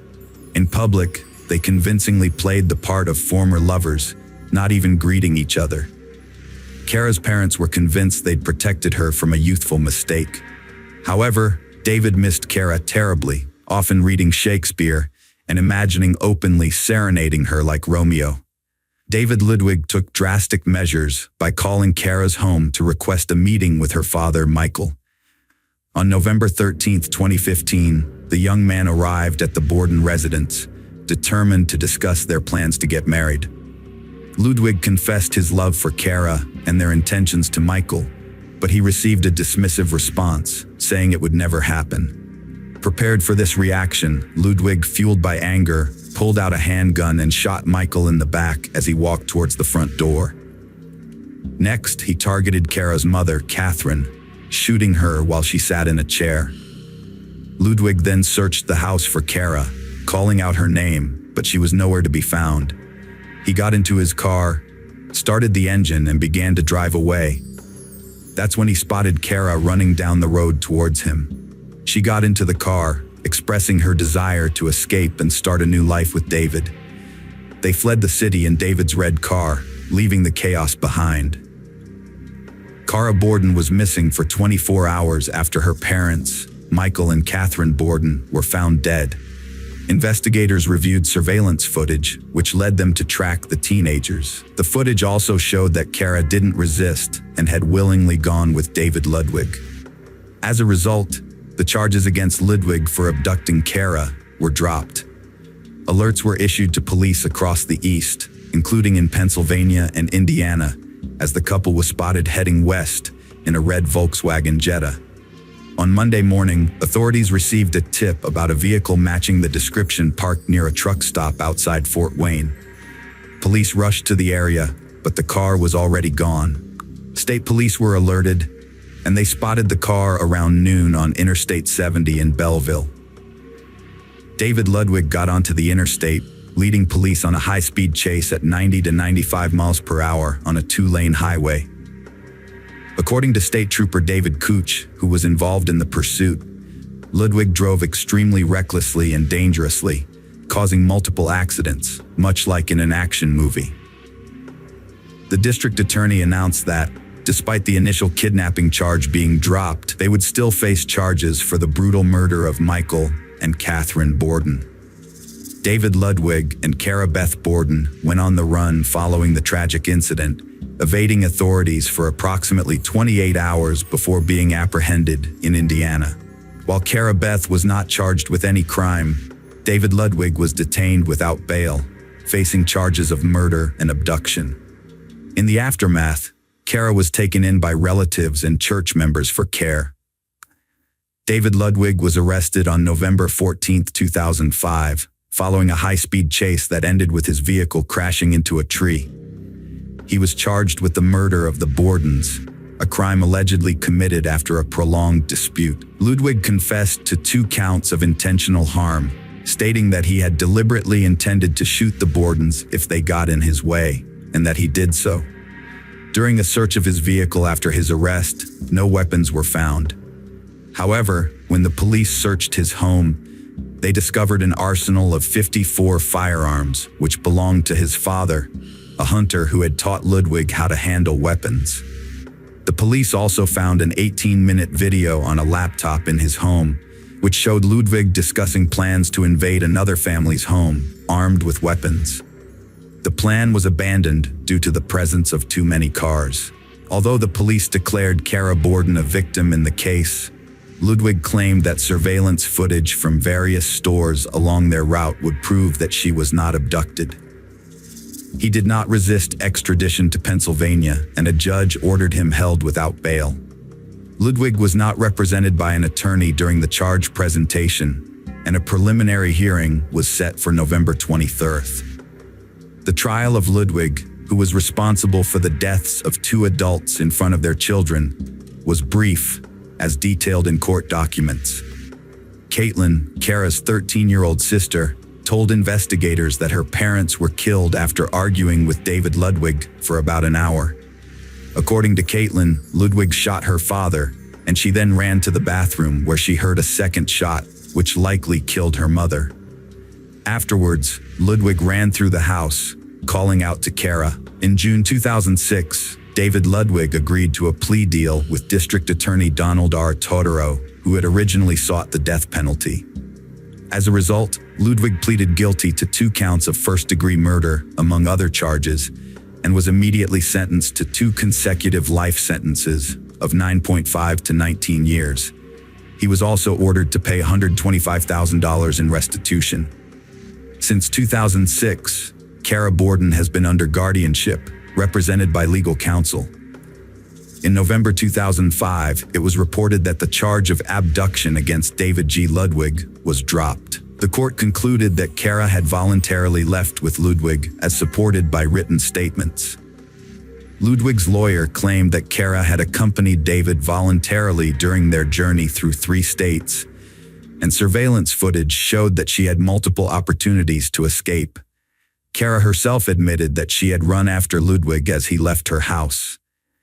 Kara Beth Borden was identified as a victim in this tragic situation, and as a result, the Lancaster County District Attorney did not file criminal charges against her. This decision was influenced by her actions during the investigation and the digital evidence collected from emails, blogs, and texts exchanged with Ludwig. A memorial service was held at Lancaster Bible College, where Kara Beth, surrounded by her siblings, mourned the loss of her parents. As a sign of respect and remembrance, the neighborhood adorned their mailboxes with white ribbons. This tragedy left 5 children without the guidance and love of their parents. David Ludwig was transferred to Indiana's State Correctional Institution at Pine Grove to serve his life sentence for murdering his girlfriend's parents. He was chosen for the prison's youthful offender program, designed for inmates 15 to 20, which focuses on teaching self-responsibility, discipline, and respect for others. David Ludwig, now 37, is serving 2 life sentences for fatally shooting Michael and Catherine Borden in 2005 after they barred him from seeing their 14-year-old daughter. He cited the 2012 U.S. Supreme Court ruling against life imprisonment for minors, but the PA Supreme Court denied his petition, agreeing with a lower court that he's not entitled to same consideration since he was 18 at the time. David Ludwig will spend life in prison. The community struggled to understand how well-raised kids committed evil. Despite Christian homeschooling, tragedy struck, leaving questions if parents overlooked or failed to convey values. Hello friends, welcome to our channel. Today we're going to take a look at another horrible case with you. The case of Yvonne Baldelli. Yvonne Baldelli was born on June 30th, 1969, in a small town in Southern California. She was the youngest of 3 children born to Marjorie and James Fold, with 2 older siblings, Michael and Michelle. Yvonne was especially close to her sister Michelle from a young age. Tragedy struck when Yvonne was 13, with the loss of her mother after a long illness. Her father James remarried a year later to Lillian, who turned out to be a kind and caring stepmother. Yvonne and her siblings developed a wonderful relationship with Lillian, who treated them as her own. Yvonne pursued a good education and experimented with various career paths, but her true passion lay in fashion design. She dreamed of turning her hobby into a successful business. However, her personal life was marked by misfortune. She had 2 failed marriages, the last one ending in divorce from Kevin Baldelli in 2007. Adding to her woes, Yvonne underwent surgery in her youth, which was followed by complications that left her unable to have children. After her second divorce, Yvonne lived a solitary life in her small apartment, where her only constant companion was her beloved dog, whom she lovingly referred to as her child. Despite her challenges, Yvonne remained close to her family, calling her father and sister daily and making it a point to visit them at least once a month. In 2009, as Yvonne was approaching her 40th birthday, she met Brian Brimmager, a married Marine with a young son. Despite being committed, Brian was open to an extramarital affair and confided in Yvonne about his unhappy marriage, stating that his only reason for not filing for divorce was the welfare of his child. Yvonne was taken by Brian's fit appearance and believed him. Having had a loveless marriage, she knew it was tough to leave, especially with kids. She didn't pressure him, thinking his child was the main issue. Little did she know, Brian was a charming liar, using his looks to juggle multiple relationships and fake promises. It became clear that Brimmager, who was married, was having an affair with not 1, but 2 women. One of them was Yvonne, and the other was Christine Verhoeven, a beautiful blonde with many influential contacts. Christine worked as an analyst at the White House. When Yvonne found out that her lover, Brian, was cheating on his wife with another woman, she decided to take action. Gathering her courage, she called Brian's wife to inform her that her husband was having an affair, not only with her, but also with another woman. This shocking news sparked a major scandal, forcing Brian to make a difficult decision. In the end, he chose Yvonne, although it's possible that she influenced his decision. A few months later, Brian officially divorced his wife and moved in with Yvonne. At the time, he was still serving in the Marines, but he had been thinking about ending his military career for a while. They seemed genuinely happy, but Yvonne's family remained skeptical of her new partner, questioning the sincerity of his feelings for her. In the summer of 2011, Brian started talking about making drastic changes to his life, including leaving the Marines, moving away from the city, and settling down on a tropical island. Yvonne shared his vision, supported him in everything, and was ready to follow him wherever he chose to go. She believed she had found the love of her life and adored him. By September, Yvonne decided to move to Panama's Carino Island, a tropical haven. Her dream was to open a boutique, creating custom outfits for tourists. In early September, Yvonne, Brian, and her dog flew to Panama, then took a ferry to Carino Island, renting an oceanfront house. The island's hot and humid climate attracted tourists, especially divers and surfers, year-round.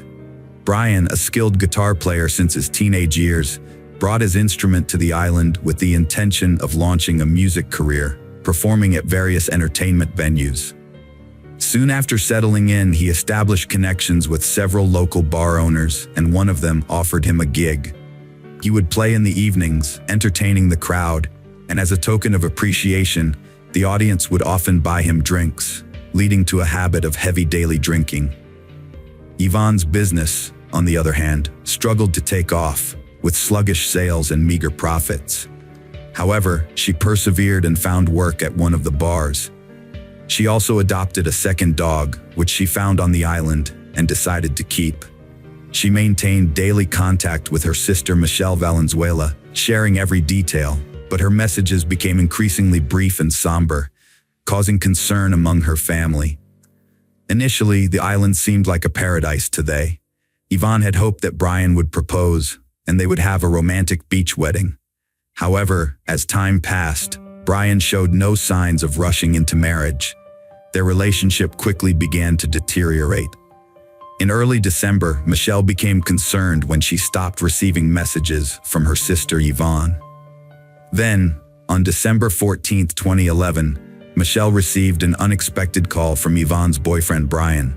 He asked when he could come by to pick up his SUV, which he had left in Michelle's garage before he and Yvonne had traveled to Panama.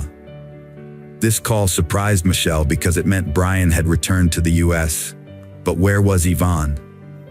Why hadn't she come back or even reached out? Brian told Michelle that he had explained everything in an email he had sent a few days earlier. He also claimed that Yvonne had sent Michelle a message explaining the situation. Michelle checked her messages but found nothing. So, she turned to her email and discovered two unread messages, one from her sister Yvonne and one from Brian. Brian claimed in his message that Yvonne had left him for a new lover and moved to Costa Rica. However, a message supposedly from Yvonne stated that she had left him after discovering his infidelity and that another woman, Christine Verhoeven, had given birth to his child. This message also claimed that Yvonne had met someone new and gone to Costa Rica with him. It seemed believable at first, especially since Yvonne was unable to have children, and news of her partner's infidelity could have been devastating. However, Yvonne was not one to act impulsively, and it was unusual that she hadn't contacted her sister to discuss her situation. The tone of the message from Yvonne also raised suspicions as it didn't sound like her previous communications.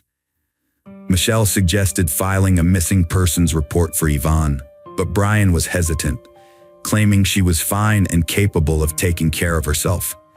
He insisted she would come home on her own, but his nervousness and quick departure after picking up his vehicle raised suspicions. Shortly after, a message from Yvonne's phone arrived, stating she would return home in January for their father's birthday. This brought Michelle some relief, and she decided to wait, hoping Yvonne would come back as planned. By mid-January, Yvonne remained missing and hadn't reached out. Meanwhile, Michelle was stunned to learn that Brian had unexpectedly married Christine Verhoeven shortly before the new year began.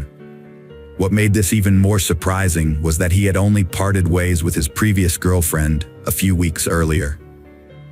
Michelle's concern for her sister's safety prompted her to report Yvonne missing to the police, as she suspected Yvonne hadn't actually gone to Costa Rica. An official inquiry to Panama confirmed her fears, verifying that Yvonne Baldelli had not left the country.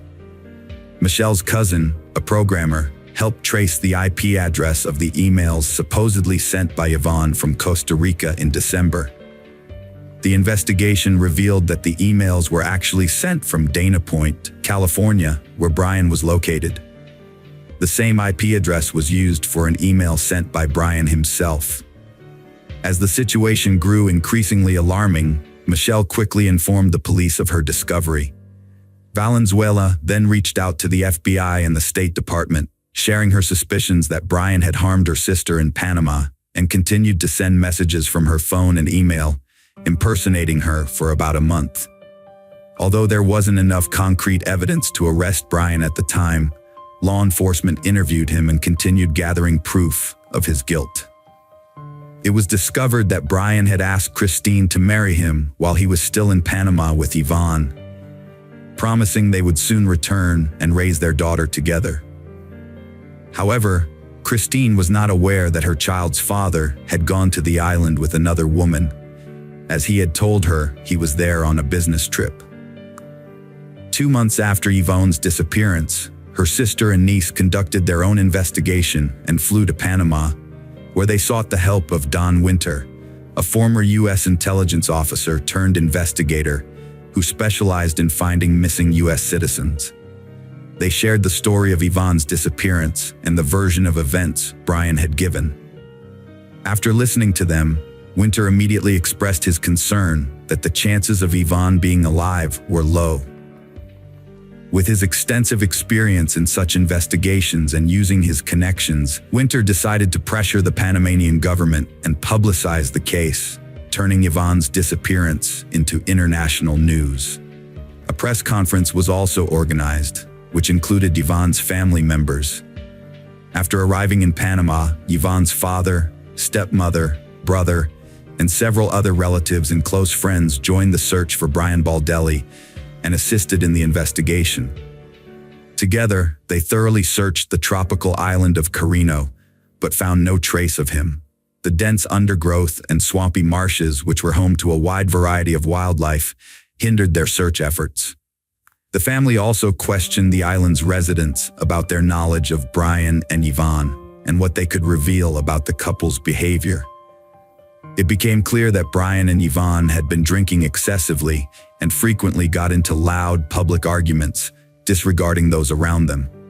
Almost daily, they were seen in bars, drinking and arguing.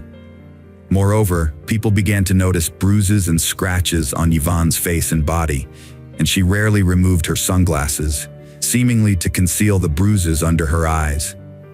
The landlord of the house they rented confirmed that neighbors regularly complained about the noise, screams, and cursing coming from their residents.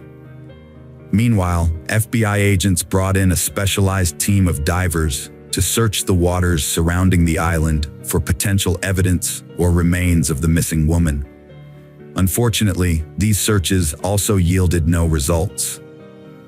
From the start, Brian was the main suspect in the case, but there was no solid evidence to charge him with. He repeatedly denied any involvement, sticking to the same story that his ex-partner Yvonne had run off with another man.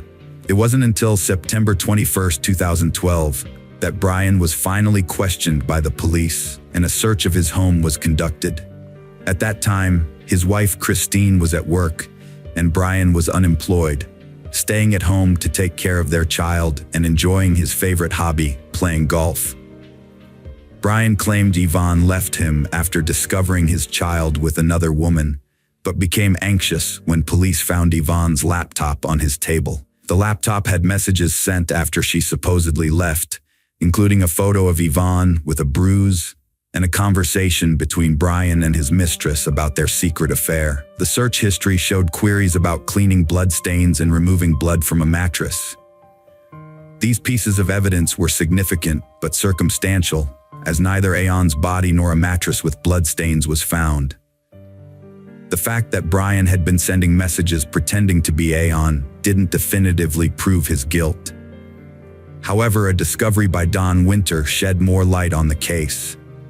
Before leaving Panama, Brimminger had sold a machete he owned to a buyer online. During their conversation, he jokingly said he had used the weapon once to finish off a stripper. Although the machete was seized for examination, it didn't initially yield any conclusive evidence. The long-awaited arrest was still pending. Meanwhile, the police had overlooked a crucial detail: Yvonne's bank card, which Brian used after her disappearance to make it seem like she was still alive. Before returning to the US, Brian went to Costa Rica and used the missing woman's card a few times, creating the illusion that she had fled there. He paid for his tickets in cash and withdrew money from different locations in San Jose, eventually draining the card before discarding it. However, Brian didn't realize that he was caught on surveillance cameras at the ATMs. In July 2013, a year and a half after the woman vanished, her relatives, armed with evidence collected by the police, FBI agents, and Don Winter, finally succeeded in getting Brian arrested. At first, he was held on charges of lying and obstructing the investigation, as there wasn't enough evidence to charge him with anything more serious at that time. By then, Christine had given birth to a second son just a week before his arrest, making Brian a father for the second time. The authorities tried to have an open conversation with the suspect, offering him the opportunity to admit to the crime and reveal the location of Yvonne's body. However, Brian consistently denied any involvement. His lawyer also claimed that since there was no body or direct evidence linking Brian to Yvonne's disappearance, there was no proof of his guilt. In the swamp on the island of Quinero, a worker stumbled upon a gruesome discovery just 2 months after Brian's arrest. While taking a shortcut through the underbrush, the worker spotted an army backpack partially submerged in the water. Curious about what might be inside, the worker opened the bag, only to be met with horror at the sight of a human skull. The worker immediately notified the police, who responded and took the backpack into custody for further examination. Inside, they found fragments of a human body, as well as the remains of 2 small dogs. The remains had been deliberately dismembered, placed in the bag, and discarded in a remote area, likely intended to never be found. DNA testing later confirmed that the human remains belonged to Yvonne. However, many of her limbs were missing. Further examination by pathologists revealed that Yvonne had suffered a brutal beating before her death, including a broken nose, cheekbone, and several missing teeth. When the unique chop marks on the victim's bones were matched to the machete's blade, it confirmed that the body had been dismembered with this weapon, as each blade has a distinct signature, similar to human fingerprints. With this evidence, Brian was formally charged with murder, dismemberment, and concealing a crime. In 2014, Michelle Valenzuela got a cancer diagnosis, and after 6 months of intense treatment, realized it was futile. She dedicated her last months to seeking justice for her sister, testifying against Brian and submitting evidence to the court despite her weakening health. Brian assaulted Yvonne in a drunken rage after she discovered his affair, stabbing her to death. He then dismembered her body, killing her dogs, and hid the parts in a backpack in a swamp. Brian fabricated a story about Yvonne leaving him, gaining sympathy from locals, and even found a new girlfriend. However, during the trial, his girlfriend testified against him, and he was forced to admit his guilt, claiming self-defense despite evidence showing he was fully aware of his actions. In the spring of 2016, Brian was convicted of manslaughter and sentenced to 26 years in prison, with eligibility for parole in 2035. At sentencing, credit was given for his prior service in the Marines, which spared him from a life sentence. Meanwhile, Brian's wife, Christine Verhoeven, maintained her husband's innocence and pledged to stand by him no matter what. Hello friends, welcome to our channel. Today we're going to take a look at another horrible case with you.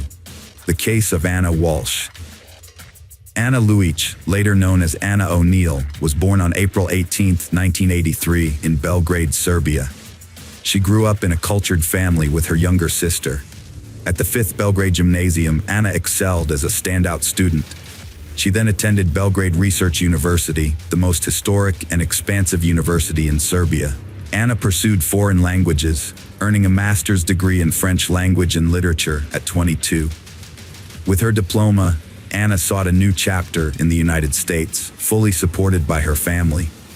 In 2005, she settled in the U.S., aiming to further her education in hospitality management. She took administrative roles at prestigious hotels, including the Inn at Little Washington in Virginia. Anna's warm approach, sense of duty, and conflict resolution skills quickly earned her respect from peers and supervisors. Multilingual and charming, she formed connections easily. Beloved by colleagues and friends, Anna seized every chance to shine.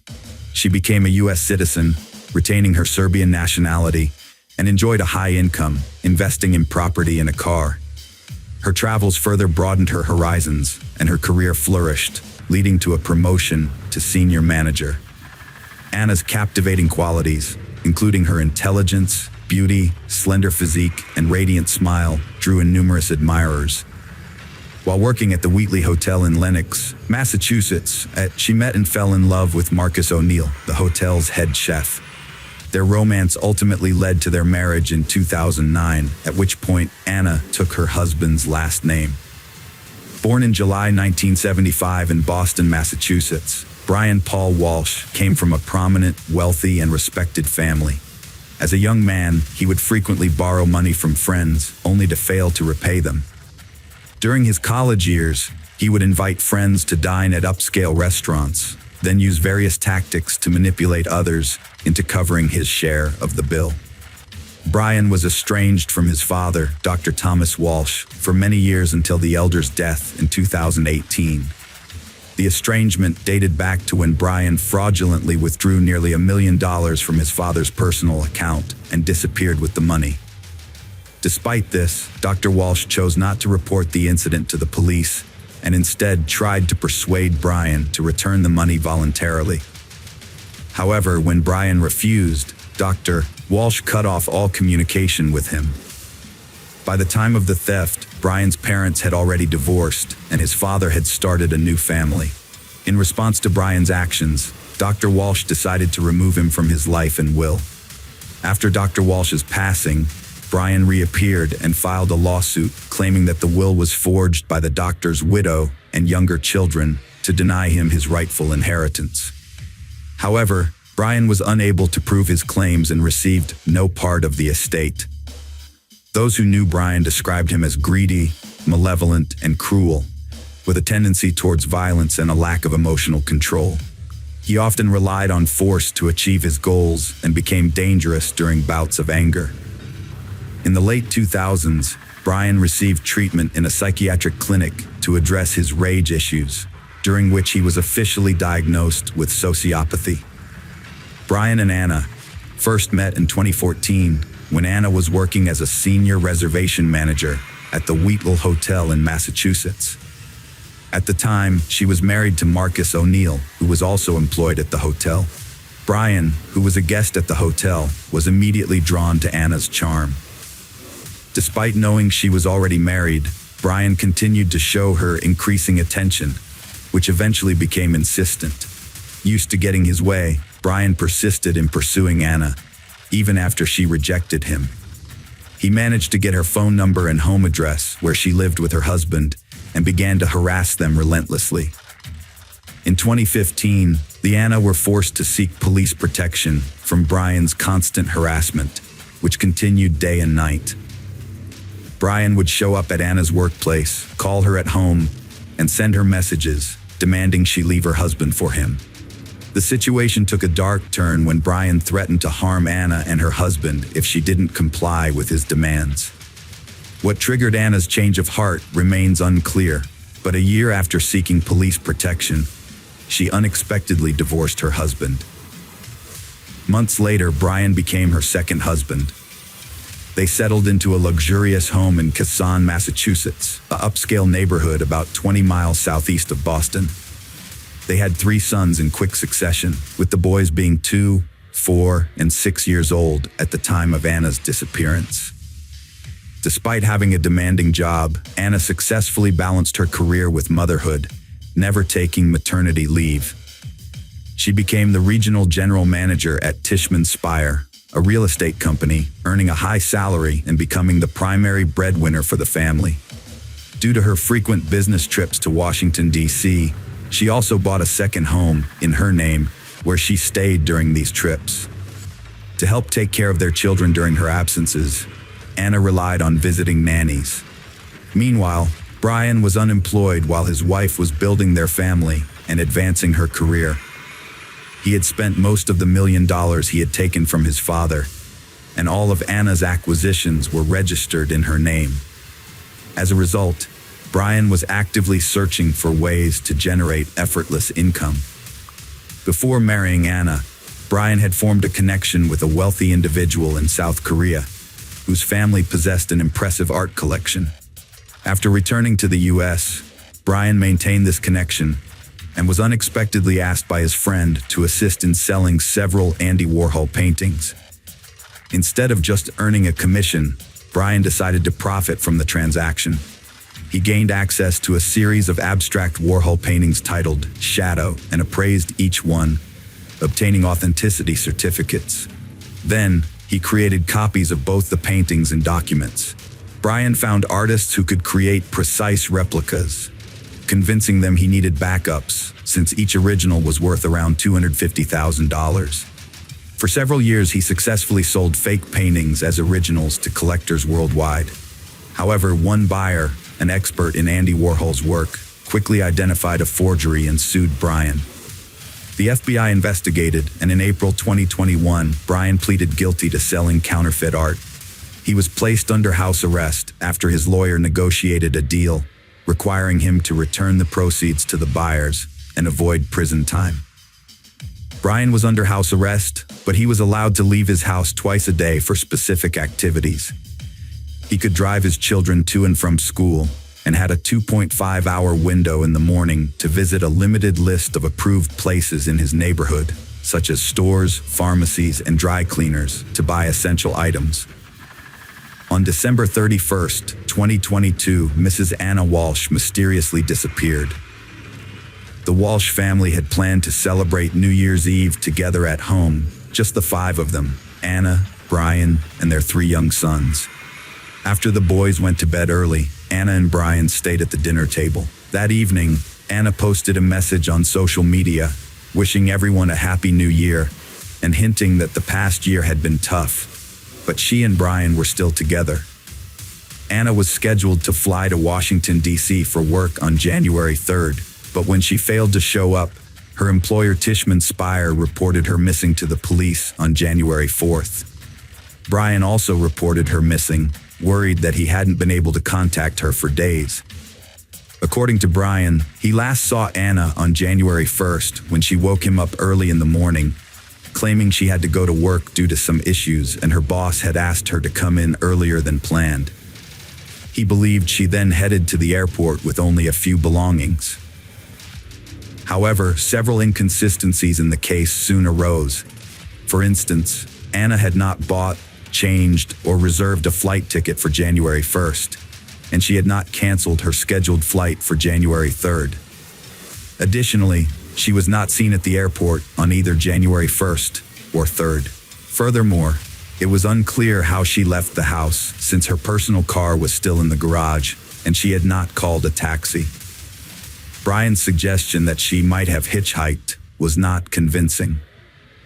Brian's statements and behavior sparked numerous questions. His explanations were contradictory, and he didn't appear particularly concerned about the unfolding events. Despite being unable to contact the mother of his children for over 3 days, he only reported her missing on the 4th day, and only after her workplace called. From the start, Mr. Walsh was considered a prime suspect, yet law enforcement didn't have enough evidence to arrest him or obtain a warrant to search their family home. They conducted a limited inspection with the homeowner's permission, but it didn't yield any results. Brian claimed to have led a normal life during those 3 days, visiting usual stores and doing household chores. However, verifying his claims was challenging, as he often left the house without his phone, which he alleged was frequently taken by his older children to play games without his permission. On January 5th, the police issued a public appeal on TV, showing a photo of Anna and asking anyone who knew her whereabouts or what had happened to her to contact the authorities immediately. However, no one came forward with any information. The last time Anna had been in touch with anyone was on December 31st, when she made phone calls to her mother and sister. Her husband was the last person known to have seen her. Surveillance cameras in the neighborhood did not capture any footage of Anna on the morning of January 1st, making it seem as though she had never left her home. In contrast, her husband was recorded leaving and returning to their home several times, but it was impossible to determine where he had gone. His claim of visiting a supermarket was proven to be false, as his vehicle was not seen on any routes to the store, and he was not spotted inside. It wasn't until January 8th that Brian was arrested for making false statements and was taken in for questioning at the police station. His home was finally searched, and it was discovered that on January 1st, he had visited a hardware store in a different area, which was not on the list of approved locations he was allowed to visit while under house arrest. At the hardware store, Brian spent nearly $500 on a large quantity of cleaning supplies, including plastic sheeting, duct tape, a mop and bucket, and utility rags.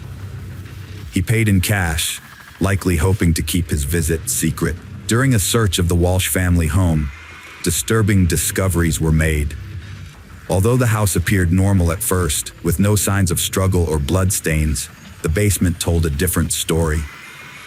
Law enforcement officers found smeared bloodstains everywhere, along with a bloodied knife and saw wrapped in towels, hidden among the clutter. Brian had previously admitted to visiting his mother's home on January 3rd, claiming he needed to help her with household tasks due to her poor health. However, after the grim discoveries in the basement, police suspected that Walsh may have disposed of evidence or parts of his deceased wife's body on his way there. They inspected trash bins in the area where the couple lived, as well as along the road to his mother's house, and found a kitchen hatchet with dried blood and several blood-stained towels, similar to those found in the Walsh basement. Forensic analysis confirmed that the blood in the basement on the towels, knife, hatchet, and saw belonged to Anna, confirming her death. The seized laptop and tablet revealed a disturbing search history. Weeks prior to his wife's disappearance, Brian had been actively searching online for information on the most favorable states for divorce in terms of property division. He also looked into whether he could claim the second home in Washington, D.C., which was owned by Anna and registered solely in her name, suggesting a possible motive for the crime. One of the earliest searches, made around 4 a.m. on January 1st, was about how long it takes for a body to decompose. This was followed by nearly 24 searches on how to dispose of a body, including how to clean up blood traces, how to dismember a body, and whether a body could be identified if the teeth were removed. He also searched for information on how long DNA traces last and whether a person could be charged with a crime if the body was never found. All of these searches were conducted on his young child's tablet. By January 3rd, Brian's searches had shifted to inheritance, as he looked into how and when someone can inherit the property of a person who has disappeared. This suggests that he was confident he would avoid punishment and was preparing to claim the inheritance. On January 18th, Brian was officially accused of murdering his wife, even though her body or remains had not been discovered. Prosecutors allege that on New Year's Day, Brian intentionally or accidentally killed his wife, then decided to get rid of her body by dismembering it in their home's basement. He allegedly put the body parts in plastic bags and threw them away in trash cans located in different areas of the city. The area surrounding the Walsh home, as well as nearby empty lands, wooded areas, and bodies of water, were extensively searched for evidence, but nothing was found. The defendant, Brian Walsh, has pleaded not guilty and is refusing to reveal what happened to Anna's body. Recently, Anna had been unhappy and was considering divorcing her husband, which she mentioned several times during phone calls with her mother and sister the day before she vanished. However, her mother did not take Anna's threats seriously and decided to put off her visit. The trial is ongoing, and Brian is being held at the Norfolk Correctional Facility as he awaits his next court date. Anna's mother is following the investigation from her home in Serbia and has not traveled to the United States. The Serbian Ministry of Foreign Affairs has contacted the New York Consulate, which is in touch with the Norfolk District Attorney's Office to ensure Anna's mother is kept informed about the investigation and hearings. Brian and Anna's 3 sons are now in state custody because none of Brian's family members are willing to care for them. They cite Anna's mother's age and poor health, and her sister, who lives in Canada, has also declined to take in her nephews. The only person willing to take the boys in is Pamela Bond, a close friend of Anna's, who prefers this to them being separated and placed in different foster homes. Hello friends, welcome to our channel. Today we're going to take a look at another horrible case with you. The case of Sydney Loof. Sydney Irene Loof was born on August 21, 1993 in Broken Bow, Nebraska, to George and Susan Loof. She spent her childhood in Arcadia with her parents until 2000, when the family moved to Ney, where her mother worked as a special education teacher and her father was the school principal. Growing up, Sydney was an energetic and outdoor-oriented girl who loved nature. Her father, George, often took her fishing during her school years.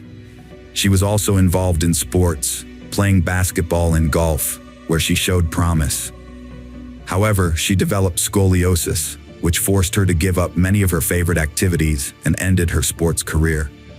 After graduating from high school in 2011, Sydney found employment at a local Menards store that specialized in home improvement products. Despite moving from Norfolk to Lincoln for work, Sydney remained close to her family, who made an effort to stay in touch almost daily and regularly met for dinner. Although she lived independently, Sydney frequently returned to her parents' house. Sydney had been battling depression, feeling that the medications she was on were actually making her condition worse. Her mom, Susie, was deeply concerned and urged her to see a new doctor who prescribed different medications. During phone calls with her mom, Sydney's voice sounded increasingly optimistic as she reported that her mental state was improving. She was attempting to make positive changes in her life, including searching for a new job, as working in a store didn't fulfill her ambitions. However, she was still uncertain about her career goals, which contributed to her feelings of depression. By November 2017, Sydney's mental health had taken a turn for the worse, leading her to take antidepressants and occasionally smoke marijuana. Despite her family and friends offering support, she yearned for romance and love. As a young modern woman with an interest in the same gender, Sydney sometimes turned to social media to find potential dates. To expand her social circle and find a friend, she used Tinder, a popular dating app. In November 2017, Sydney met a man named Aubrey online, and they started exchanging messages. They quickly discovered they had a lot in common, including a love for gambling, hiking, and good food. After just 100 messages, they decided to meet in person on November 14th. Sydney visited Aubrey at his home in Wilbur, and their first meeting went really well. They hit it off and agreed to meet again the following day at Aubrey's house. Before their second meeting, Sydney worked her shift at the store, went home, and got ready. She even took a photo of herself and posted it on Tinder with the caption, "Ready for my date." When Aubrey arrived, they drove off together. The next day, however, Sydney failed to show up for work, which was unusual for the normally reliable Sydney. Despite her high spirits in the days leading up to her disappearance, her family was worried when her coworkers informed them that she hadn't shown up. Sydney's mother, Susie, revealed that her daughter had been struggling with anxiety and depression in the days leading up to her disappearance.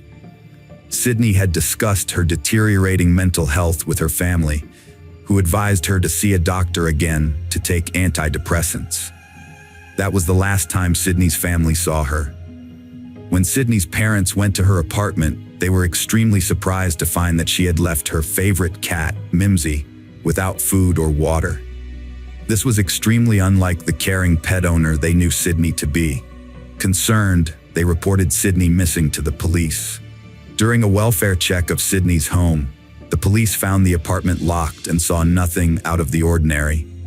However, the family remained adamant that something was wrong, and the police took their concerns seriously. On November 16, 2017, Sydney Loof was reported missing after failing to arrive at her workplace, the Menards store showroom on 27th Street in Cornhusker Highway.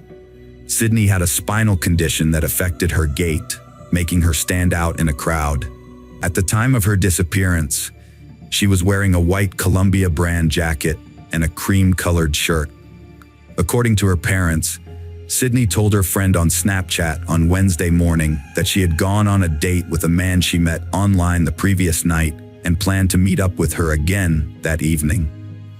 Her car was found in Northeast Lincoln, and police conducted interviews, searching for any leads that could help locate Sydney.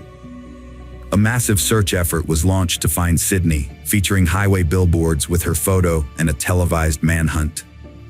Susie remained adamant that something had happened to her daughter after her date. To support her claim, she shared a screenshot of a Snapchat post by Sydney, captioned, "Ready for my date." Sydney's friends confirmed that she was planning to meet a woman named Aubrey, whom she met on Tinder. During the investigation, police examined Sydney's phone records and surveillance footage from her workplace, which led them to identify a key person of interest. They traced Sydney's last phone signal to a cell tower in the Wilbur neighborhood, likely close to Aubrey's residence, although they had no information about Aubrey's identity at the time. Authorities started looking for a man named Aubrey, who was the last person to see Sydney before she went missing. The problem was that no one knew Aubrey's real identity or if he even existed. Sydney's friend Brooklyn took matters into her own hands and decided to track down Aubrey using Tinder. She downloaded the app, found Aubrey's profile, and exchanged phone numbers with him. This allowed the police to finally learn Aubrey's real name, which was Bailey Boswell, a 26-year-old woman. Further investigation revealed that Bailey lived in an apartment near the cell tower where Sydney's phone was last connected. Bailey shared this apartment with her partner, 52-year-old Aubrey Trail. Bailey Boswell, from a normal and wholesome family in Lyons, Iowa, grew up as a friendly and successful student who excelled in basketball and running. However, following her father's death, her life took a downward turn. She started keeping bad company and got involved with alcohol and illicit drugs. On a dating website, Bailey met Aubrey Trail, a man with a history of fraud, issuing fraudulent checks and theft.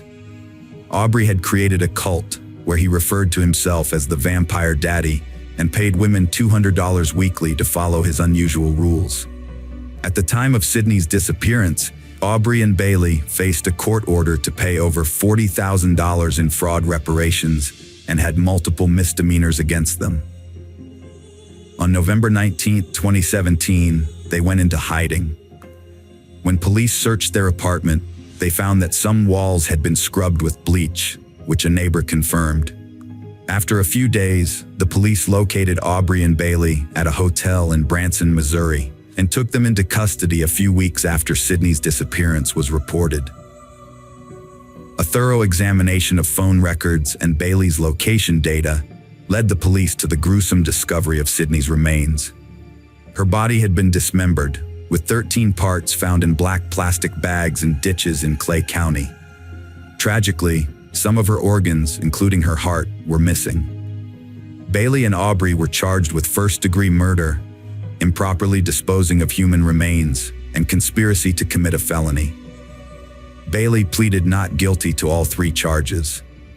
Aubrey, on the other hand, pleaded not guilty to felony murder and conspiracy, but guilty to improperly disposing of human remains. However, Aubrey's various statements were inconsistent, and he often appeared confused, changing his account of events and introducing new characters.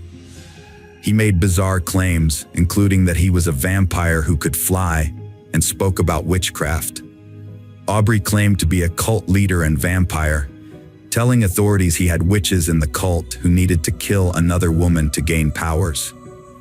In one of his early court hearings, Aubrey admitted to killing Sydney Loof, but said it was an accident.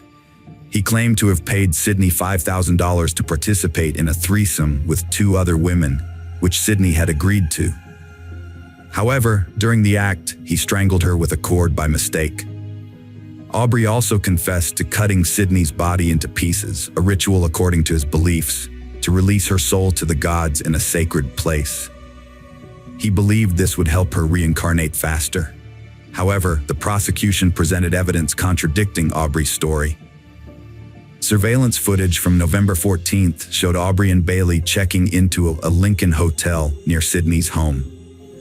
The following day, they visited a home improvement store, buying a hacksaw, bleach, a folding saw, a stationary knife, and the bags used to store Sydney's remains. Furthermore, a surveillance camera caught Sydney encountering Aubrey at the Menards store on November 15th, unaware of the danger she was in. On June 11, 2018, the first court hearing took place regarding the murder and improper burial of Sydney Loof. Although separate trials were ordered for Bailey and Aubrey, the charges against them were essentially the same. The trials were held in Lexington because the defense attorneys successfully argued that a fair trial would be impossible in Wilbur due to the extensive publicity surrounding the case. The prosecution's case rested on the argument that Sydney's death was a premeditated murder, as evidenced by the fact that she was strangled and that the crime was carefully planned and executed. The jury listened to 3 other women who had previously dated Aubrey and Bailey, all of whom they met through Tinder. Each of these women had been intimate with Bailey and had also been involved with Aubrey. One of them shared that she had even gone on a trip with them after they met, during which Aubrey gave her $200 a week and invited her to join his group, which he called Witches, telling her that she would have to torture and kill someone to become a member. Another woman testified that Bailey had discussed breaking her fingers and dissecting a body in detail, revealing her fascination with torture. The prosecution pieced together the events of the fateful evening of November 15, 2017. Sydney had arranged to meet a woman she had known for a couple of days, with whom she had been chatting on Tinder. Bailey picked Sydney up from her apartment, and they drove around in his car.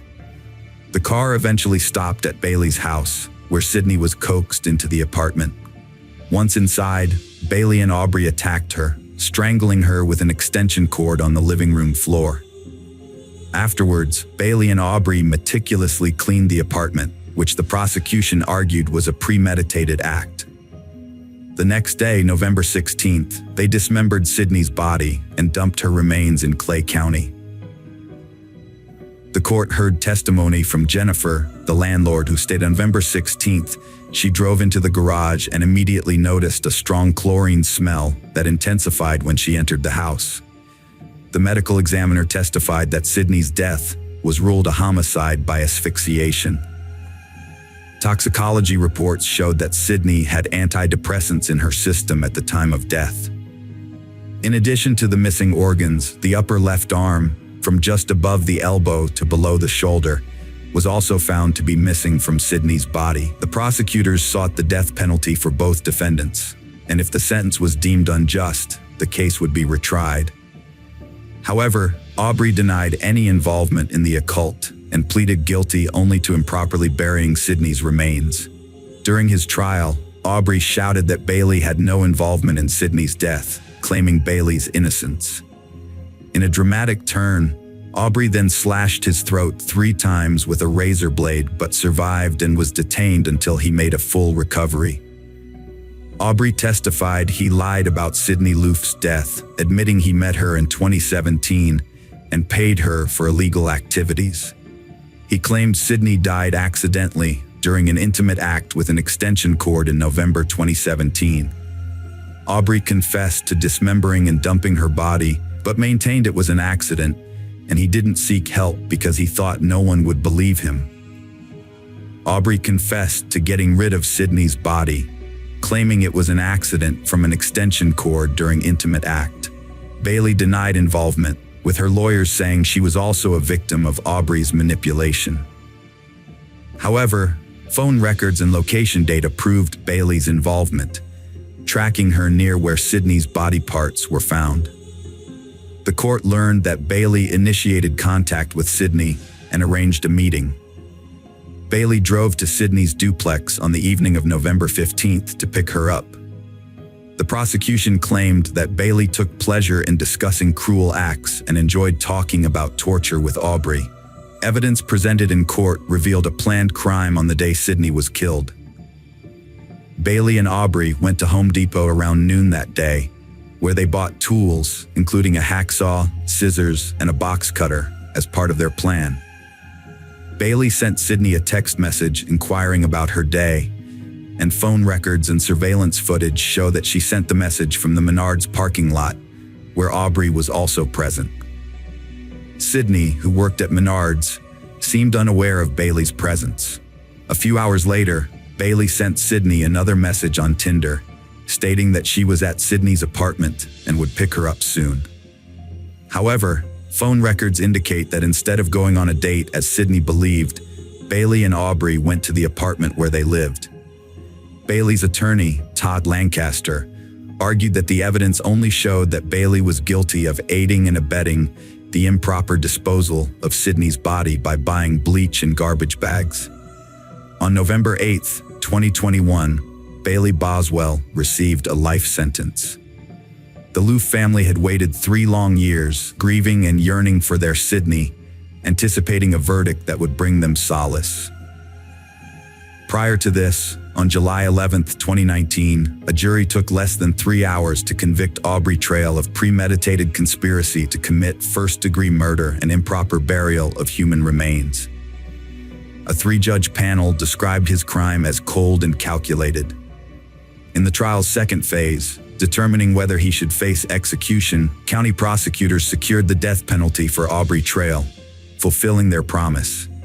Consequently, on June 9, 2021, Aubrey Trail was put to death by lethal injection. Aubrey Trail, the con artist accused of brutally murdering Nebraska woman Sydney Loof, allegedly deceived his cult followers by claiming to be a flying mind-reading vampire with a coven of 12 witches.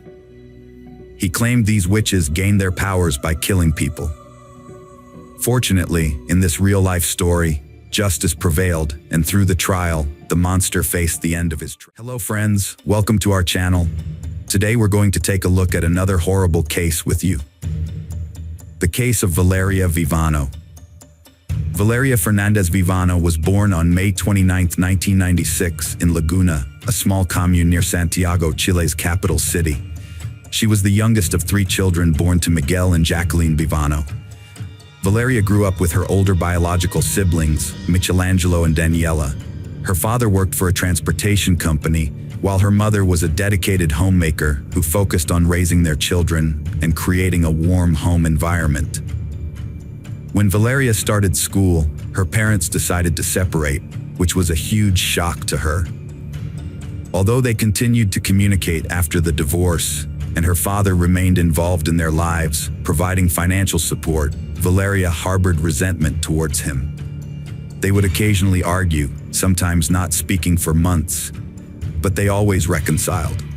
After the divorce, Miguel Vivano remarried and had 2 more children, becoming Valeria's half-siblings.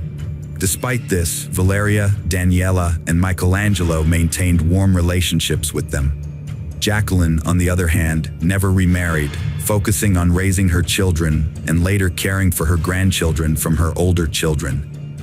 Valeria showed a strong-willed character, determination, and perseverance from a young age. She excelled academically, participated in sports, and demonstrated courage and a strong sense of justice, often putting others' needs before her own. Valeria's desire to help those around her, protect the vulnerable, and fight for justice likely inspired her to pursue a career in law enforcement. After graduating from high school, Valeria enrolled in the police academy in Santiago, where she graduated with honors in 2016 at the age of 20. The following year, she joined the Chilean police force and began working in the capital's serious crimes unit. From the start of her career, Valeria demonstrated herself to be a dedicated and passionate law enforcement officer, driven by a strong sense of justice. She was deeply committed to her job, performing her duties with diligence and always ready to respond to any situation at a moment's notice. Whether it meant leaving in the middle of the night to investigate a crime scene, pursuing suspects at personal risk, or providing emotional support to those who had lost loved ones, Valeria was always willing to go the extra mile. Her colleagues praised her as kind, cheerful, and friendly, yet she remained a consummate professional and trustworthy partner. Over nearly 5.5 years of service, Valeria received numerous accolades and awards, rapidly advancing in her career and earning the respect of her peers and the admiration of her superiors. A highlight of her career was representing her department in Spain, where she spent 2 weeks in Madrid on an official visit, an experience that filled her with immense pride. By 2020, she had risen to the rank of assistant inspector.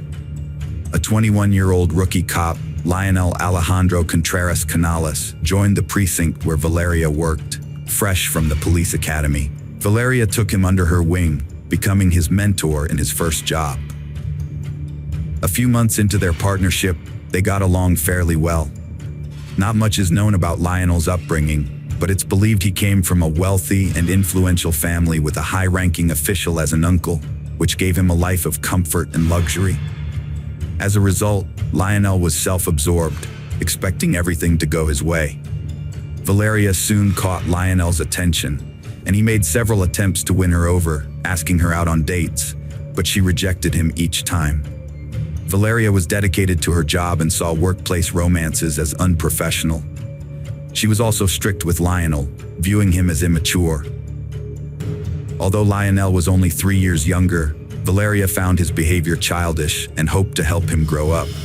On May 29, 2021, Valeria turned 25. She celebrated her birthday at her mother's house, surrounded by many guests, including relatives, friends, and work colleagues. However, Lionel was not invited. Valeria intentionally left him out to avoid any potential awkwardness, as he had recently tried to rekindle their romance. When she talked to him about it, he only reaffirmed his feelings for her, which she wanted to keep private from their colleagues. Valeria looked upset despite the festivities. She was trying to conceal her sadness with a fake smile. The recent quarrel with her father had caused days of silence between them, and she had hoped he would put their differences aside and come to her party, giving them a chance to make up. But all he did was send a congratulatory message without even bothering to phone her. Jacqueline, Valeria's mother, noticed her daughter's distress and knew that the rift with her father was the cause of her sadness. Angry at her ex-husband's actions, she was convinced that Miguel would eventually reach out to Valeria and they would talk things through and reconcile. Tragically, Valeria and her father never got the chance to resolve their issues.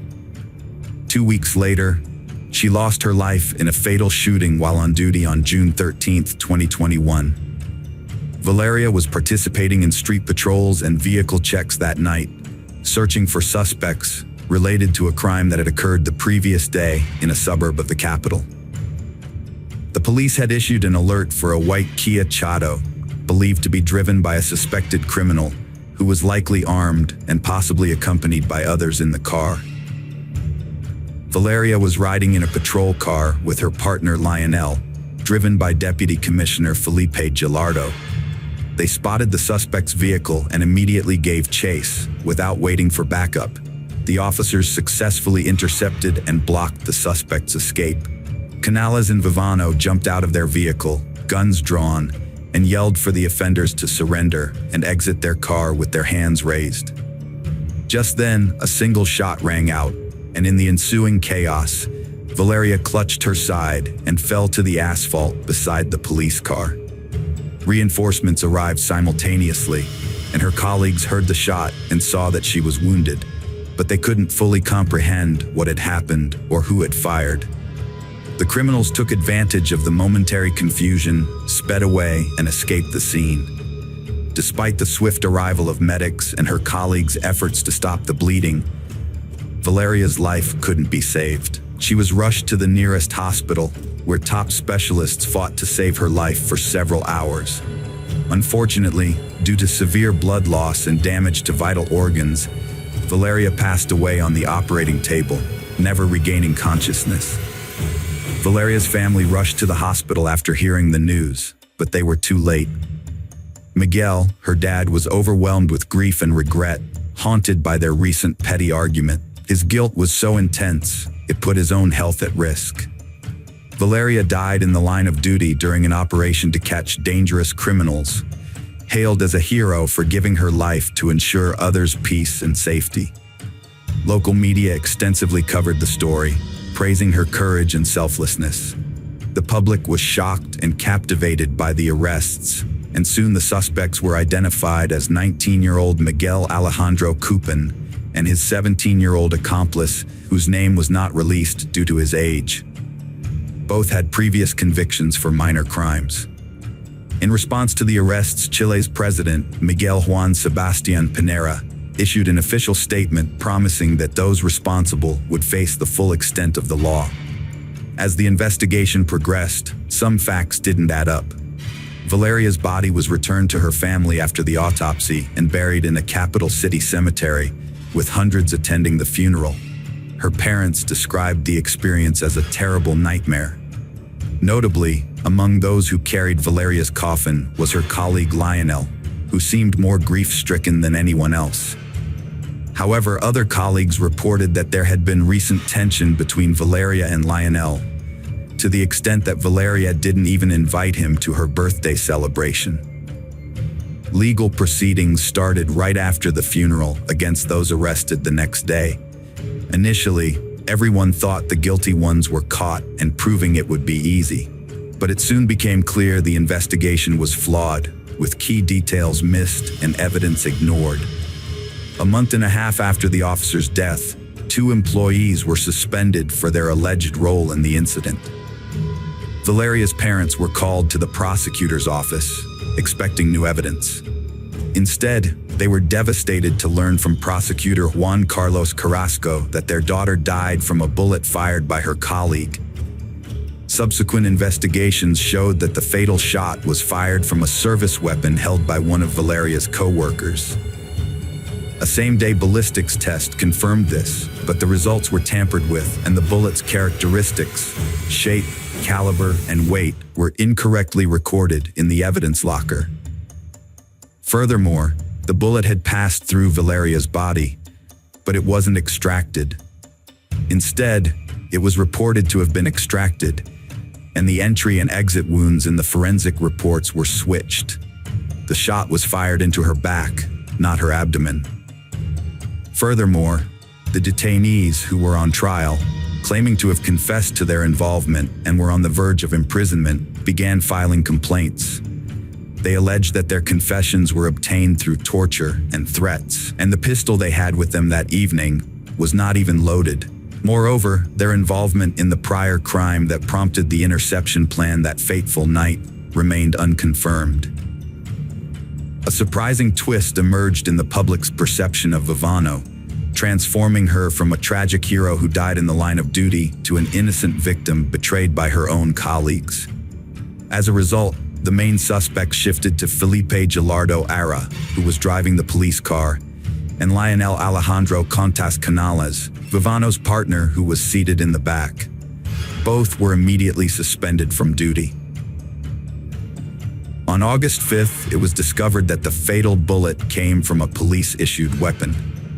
A document surfaced showing examination results that implicated Lionel as the prime suspect, as he was the only one with gunshot residue on his hands, a crucial finding that had been mysteriously left out of previous reports. Additionally, several other vital documents, including ballistics examination reports and the pathologist's conclusions, were improperly stored in an archive box that had not been thoroughly reviewed. It remains unclear whether this was an accident, an oversight, or a deliberate attempt to conceal crucial evidence. The police officers involved in the operation to catch the criminals surprisingly became suspects in the murder of their fellow officer. Along with the suspects already arrested, they participated in a reenactment of the events of that night to clarify what had happened. In the reenactment, Philippe, who was driving, explained that he could only see Valeria, who was sitting next to him in the front passenger seat, when she got out of the car. Lionel, who was sitting behind them, also exited the vehicle, but Philippe couldn't see what he was doing. According to Philippe, Valeria took just a few steps before a shot was fired, causing her to fall to the ground.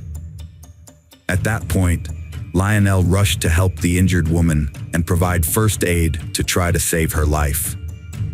Lionel gave a different account of what happened, saying that he and his partner Valeria got out of the patrol car at almost the same time, but she rushed forward immediately after the shot was fired.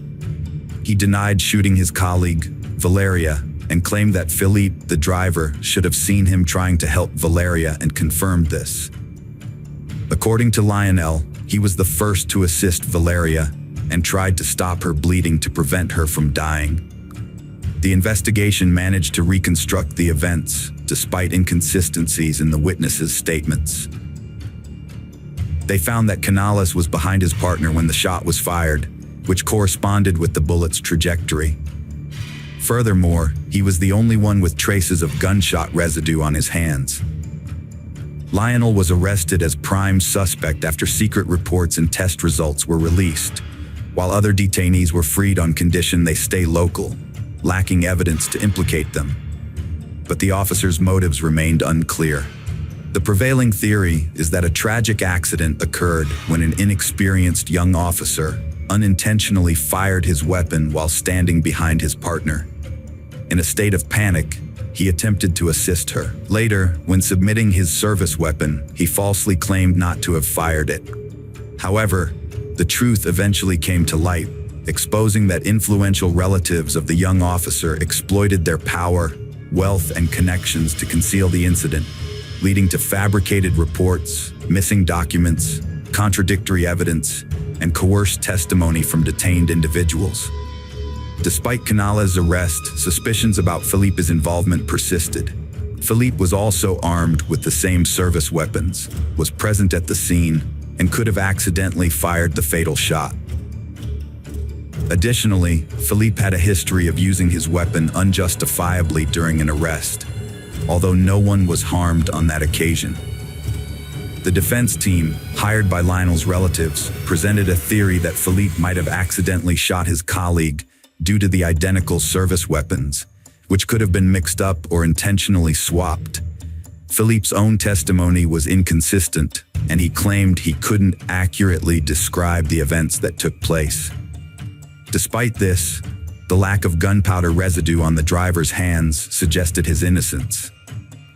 Philippe's explanation that the residue came from when he was compressing the victim's wound was not believable, given that Valeria's blood stains remained on his hands. The investigation was widely criticized, and the victim's parents were left feeling desperate, leading to public outrage and a loss of trust in law enforcement. Following further investigation, Lionel remained the sole suspect. Lionel was ultimately found guilty of manslaughter and sentenced to 12 years in prison. However, in a surprise move, the Supreme Court later overturned the sentence, reducing his imprisonment to just 540 days. Valeria's family is now planning to sue the Chilean state, accusing the judges of corruption. Hello friends, welcome to our channel. Today we're going to take a look at another horrible case with you. The case of Belinda Temple. 1986 was the year Belinda started her college education in her hometown. Unlike her twin sister Brenda, who attended Steve Austin University, Belinda stayed close to home. Her decision was largely influenced by her relationship with Marshall Kelmy, who was 3 years her senior. Belinda was deeply infatuated with Marshall, and this relationship began during her high school years. However, Belinda's parents were not in favor of this relationship. They feared that being involved with Marshall would hinder their daughter's opportunities for a prestigious education. They also worried about the potential consequences of an early pregnancy, which might lead to Belinda dropping out of college altogether. The disapproval of Belinda's parents led to numerous arguments at home. Belinda's mother was particularly opposed to the idea of her daughter moving in with Marshall before marriage. She made her stance clear by stating, "He is nobody to you. Once you're married, you can move out, but until then, you have a home here." This remark seemed to only strengthen Belinda's resolve. In a bold move, Belinda and Marshall announced their decision to get married during a family dinner. Despite the tension, they shared their plans, which was met with a heavy, uncomfortable silence. Belinda's mother was visibly upset but seemed resigned to their decision, gritting her teeth and remaining silent for the rest of the evening. In reality, Belinda had made up her mind to marry Marshall as a way to assert her independence and prove to her parents that she was capable of making her own decisions. They didn't have a grand wedding celebration. Belinda wore her sister's white dress, invited a few close friends, and she and Marshall signed the papers. Afterward, they strolled around the city, enjoying champagne and each other's company. The next day, Belinda packed her belongings and moved in with her husband, who was still living with his parents. They hadn't planned to rent a separate place. Getting married didn't change much in their relationship. As mentioned earlier, Belinda's primary reason for marrying was to gain independence and stop her mother's nagging. However, her new life turned out to be quite unpleasant. Less than 6 months later, Marshall started spending less time at home, claiming he was working late. In reality, he was seeing another woman. Belinda discovered this when she noticed her husband acting strangely. One day, she waited until his work hours ended and followed him, which is when the truth came to light. She saw Marshall walking hand in hand with a woman she didn't know, likely a colleague. The deceived wife, Belinda, left her husband, Marshall, after discovering his infidelity. She didn't create a scene, but instead packed her belongings and returned to her mother's house. Marshall tried to win her back, but Belinda was too proud to forgive him. They eventually got a divorce. A few years later, Belinda was pregnant and working part-time at a school. Despite her pregnancy, she was concerned about missing the upcoming basketball competition between schools and not being able to prepare her team properly. Her colleague, Richard Bachman, didn't share her enthusiasm and had often expressed his disinterest in teaching. Belinda couldn't understand why Bachman, a 40-year-old man who seemed uninvested in his job, still held his position. As a diligent teacher, Belinda noticed that one of her students, Riley Joe Sanders, a high school senior, had been absent from class for months. She reached out to her colleagues to determine if the issue was specific to her class or if Sanders was a habitual truant. Her colleagues told her that Sanders came from a troubled home and rarely attended school, implying that his absences were not Belinda's problem. That evening, Belinda decided to take further action.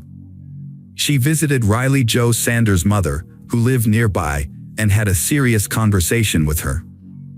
Although the talk seemed to have an impact, it didn't quite yield the results Belinda had hoped for.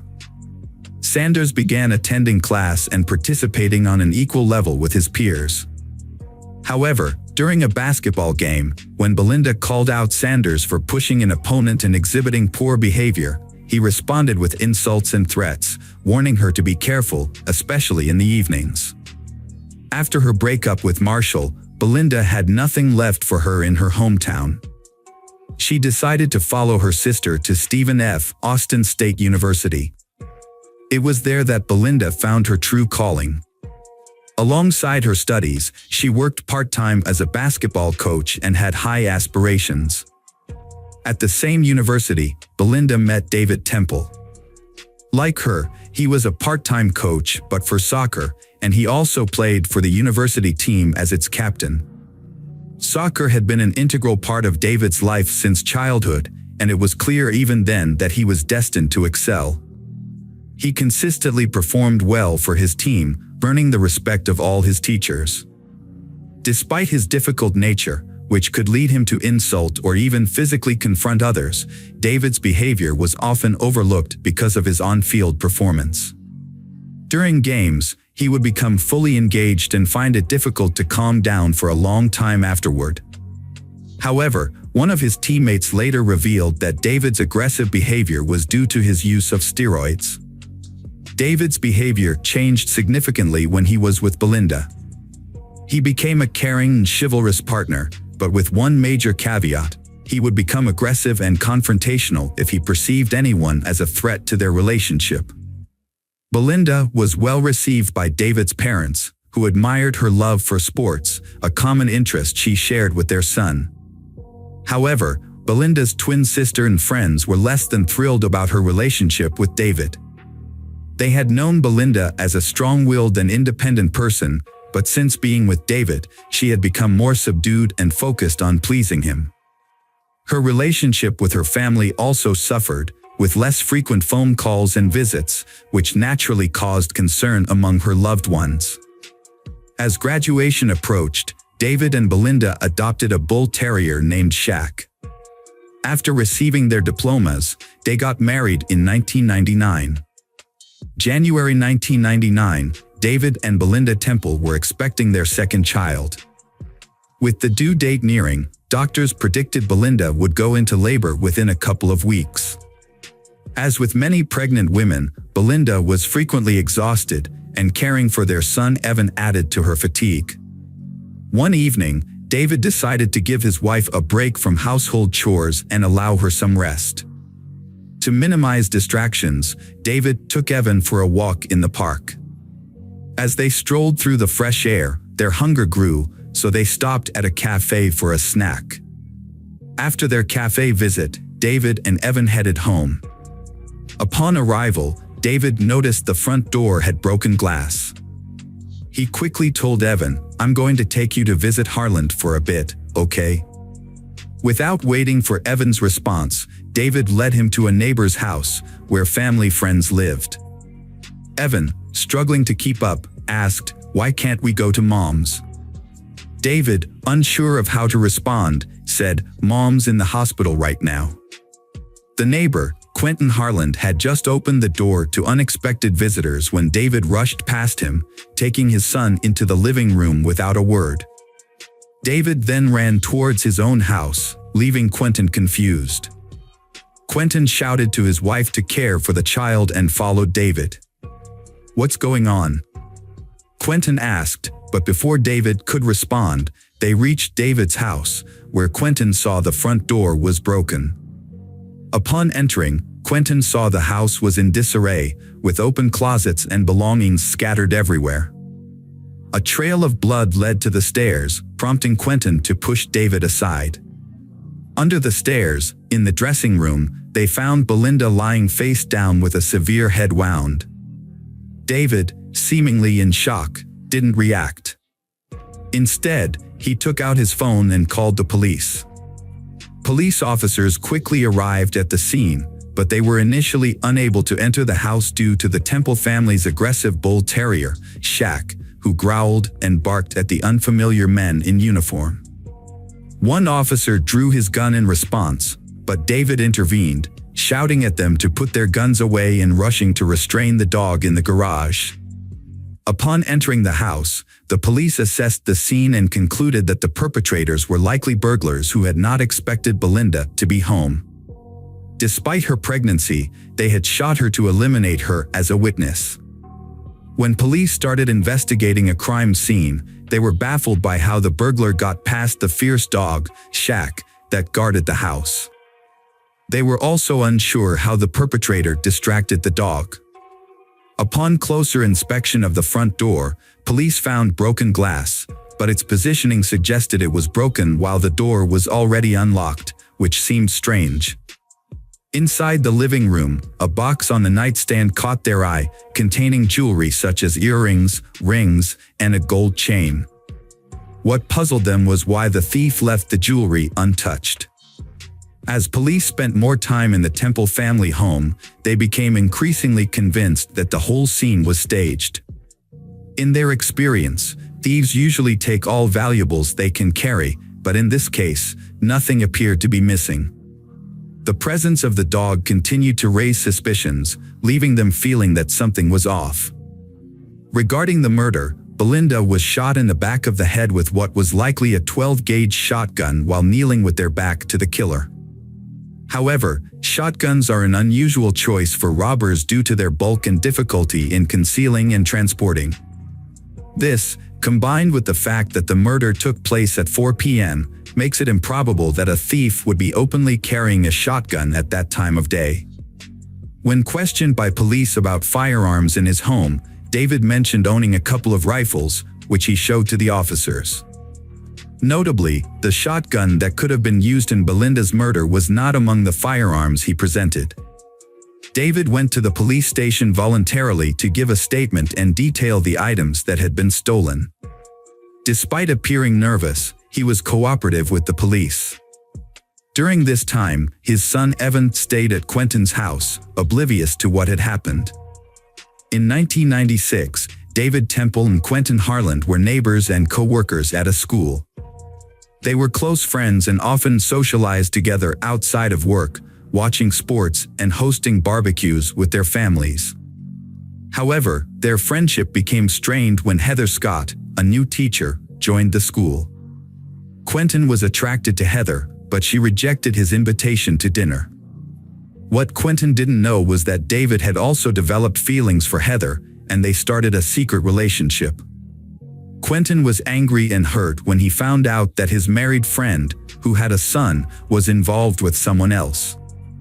Despite his feelings, Quentin kept David's secret, even as their co-workers began to notice the romantic connection between David and Heather outside of school.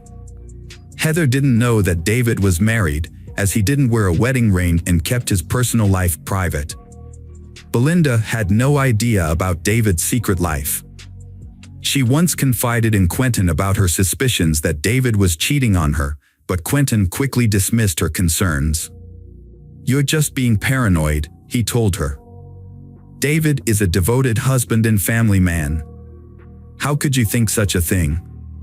However, there were signs that something was off. David, who had once been extremely respectful towards Belinda, now frequently insulted her, even in front of others. He would call her fat, despite her only gaining a little weight after childbirth, and would often ask her to leave the room when they had guests, implying that her appearance was embarrassing. Belinda didn't stand up for herself or have a serious conversation with David about his behavior. Instead, she cried at night and felt deeply unhappy as a woman. Meanwhile, David was enjoying his new relationship with Heather. David became increasingly estranged from his family due to a new relationship with a coworker. He put more psychological pressure on his wife, Belinda, and their communication consisted only of insults. Although he never physically harmed her, the verbal abuse continued. That year, Belinda discovered she was pregnant again. The news made her forgive David's past transgressions, and she felt ecstatic. David attempted to appear as a happy father, but it seemed insincere. Sometimes, he would not come home at night, and Belinda was afraid to ask why because she feared his angry outbursts and the potential scandal that could follow. A pregnant Belinda often asked her husband David for help in preparing for the baby's birth, such as running errands, fixing up the nursery, and installing shelves. However, David consistently ignored her requests, leaving Belinda to handle everything on her own, including shopping, painting, and assembling furniture, despite being 8 months pregnant. As Christmas approached, Belinda suggested discussing gift ideas with David, but he proposed skipping gifts that year to save money for the baby. Given the doctor's warning that Belinda might go into premature labor, this seemed like a reasonable decision. However, On Christmas, David didn't even get Belinda a small gift. Instead, he announced that he was leaving to spend the New Year's holidays with friends on a hunting trip. Belinda confided in her sister, who immediately changed her plans to be with Belinda, ensuring she wouldn't feel abandoned, especially since labor could start at any moment. David, during the holidays, spent the time with Heather, who wore a gold necklace given to her by David as a Christmas gift.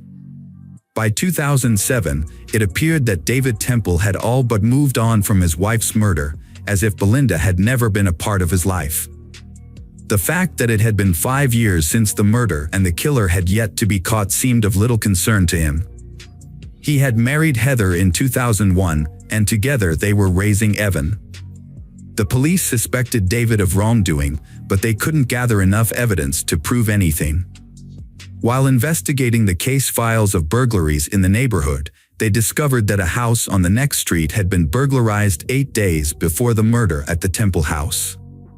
The perpetrator was none other than Riley Joe Sanders, a persistent truant from the school where Belinda taught, who had previously threatened her. He was called in for questioning immediately. Riley had no alibi for the day of the murder, and his father owned a 12-gauge shotgun. However, when the police searched the Sanders house, they did not find the weapon.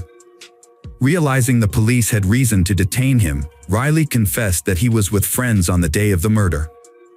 He had hidden this information because they were smoking pot in a large group, and he did not want to implicate his friends. As a result, the charge against Riley was dropped. In November 2004, police officers arrived at David's doorstep, handcuffed him, and informed him that he was being held on suspicion of murdering Belinda Temple.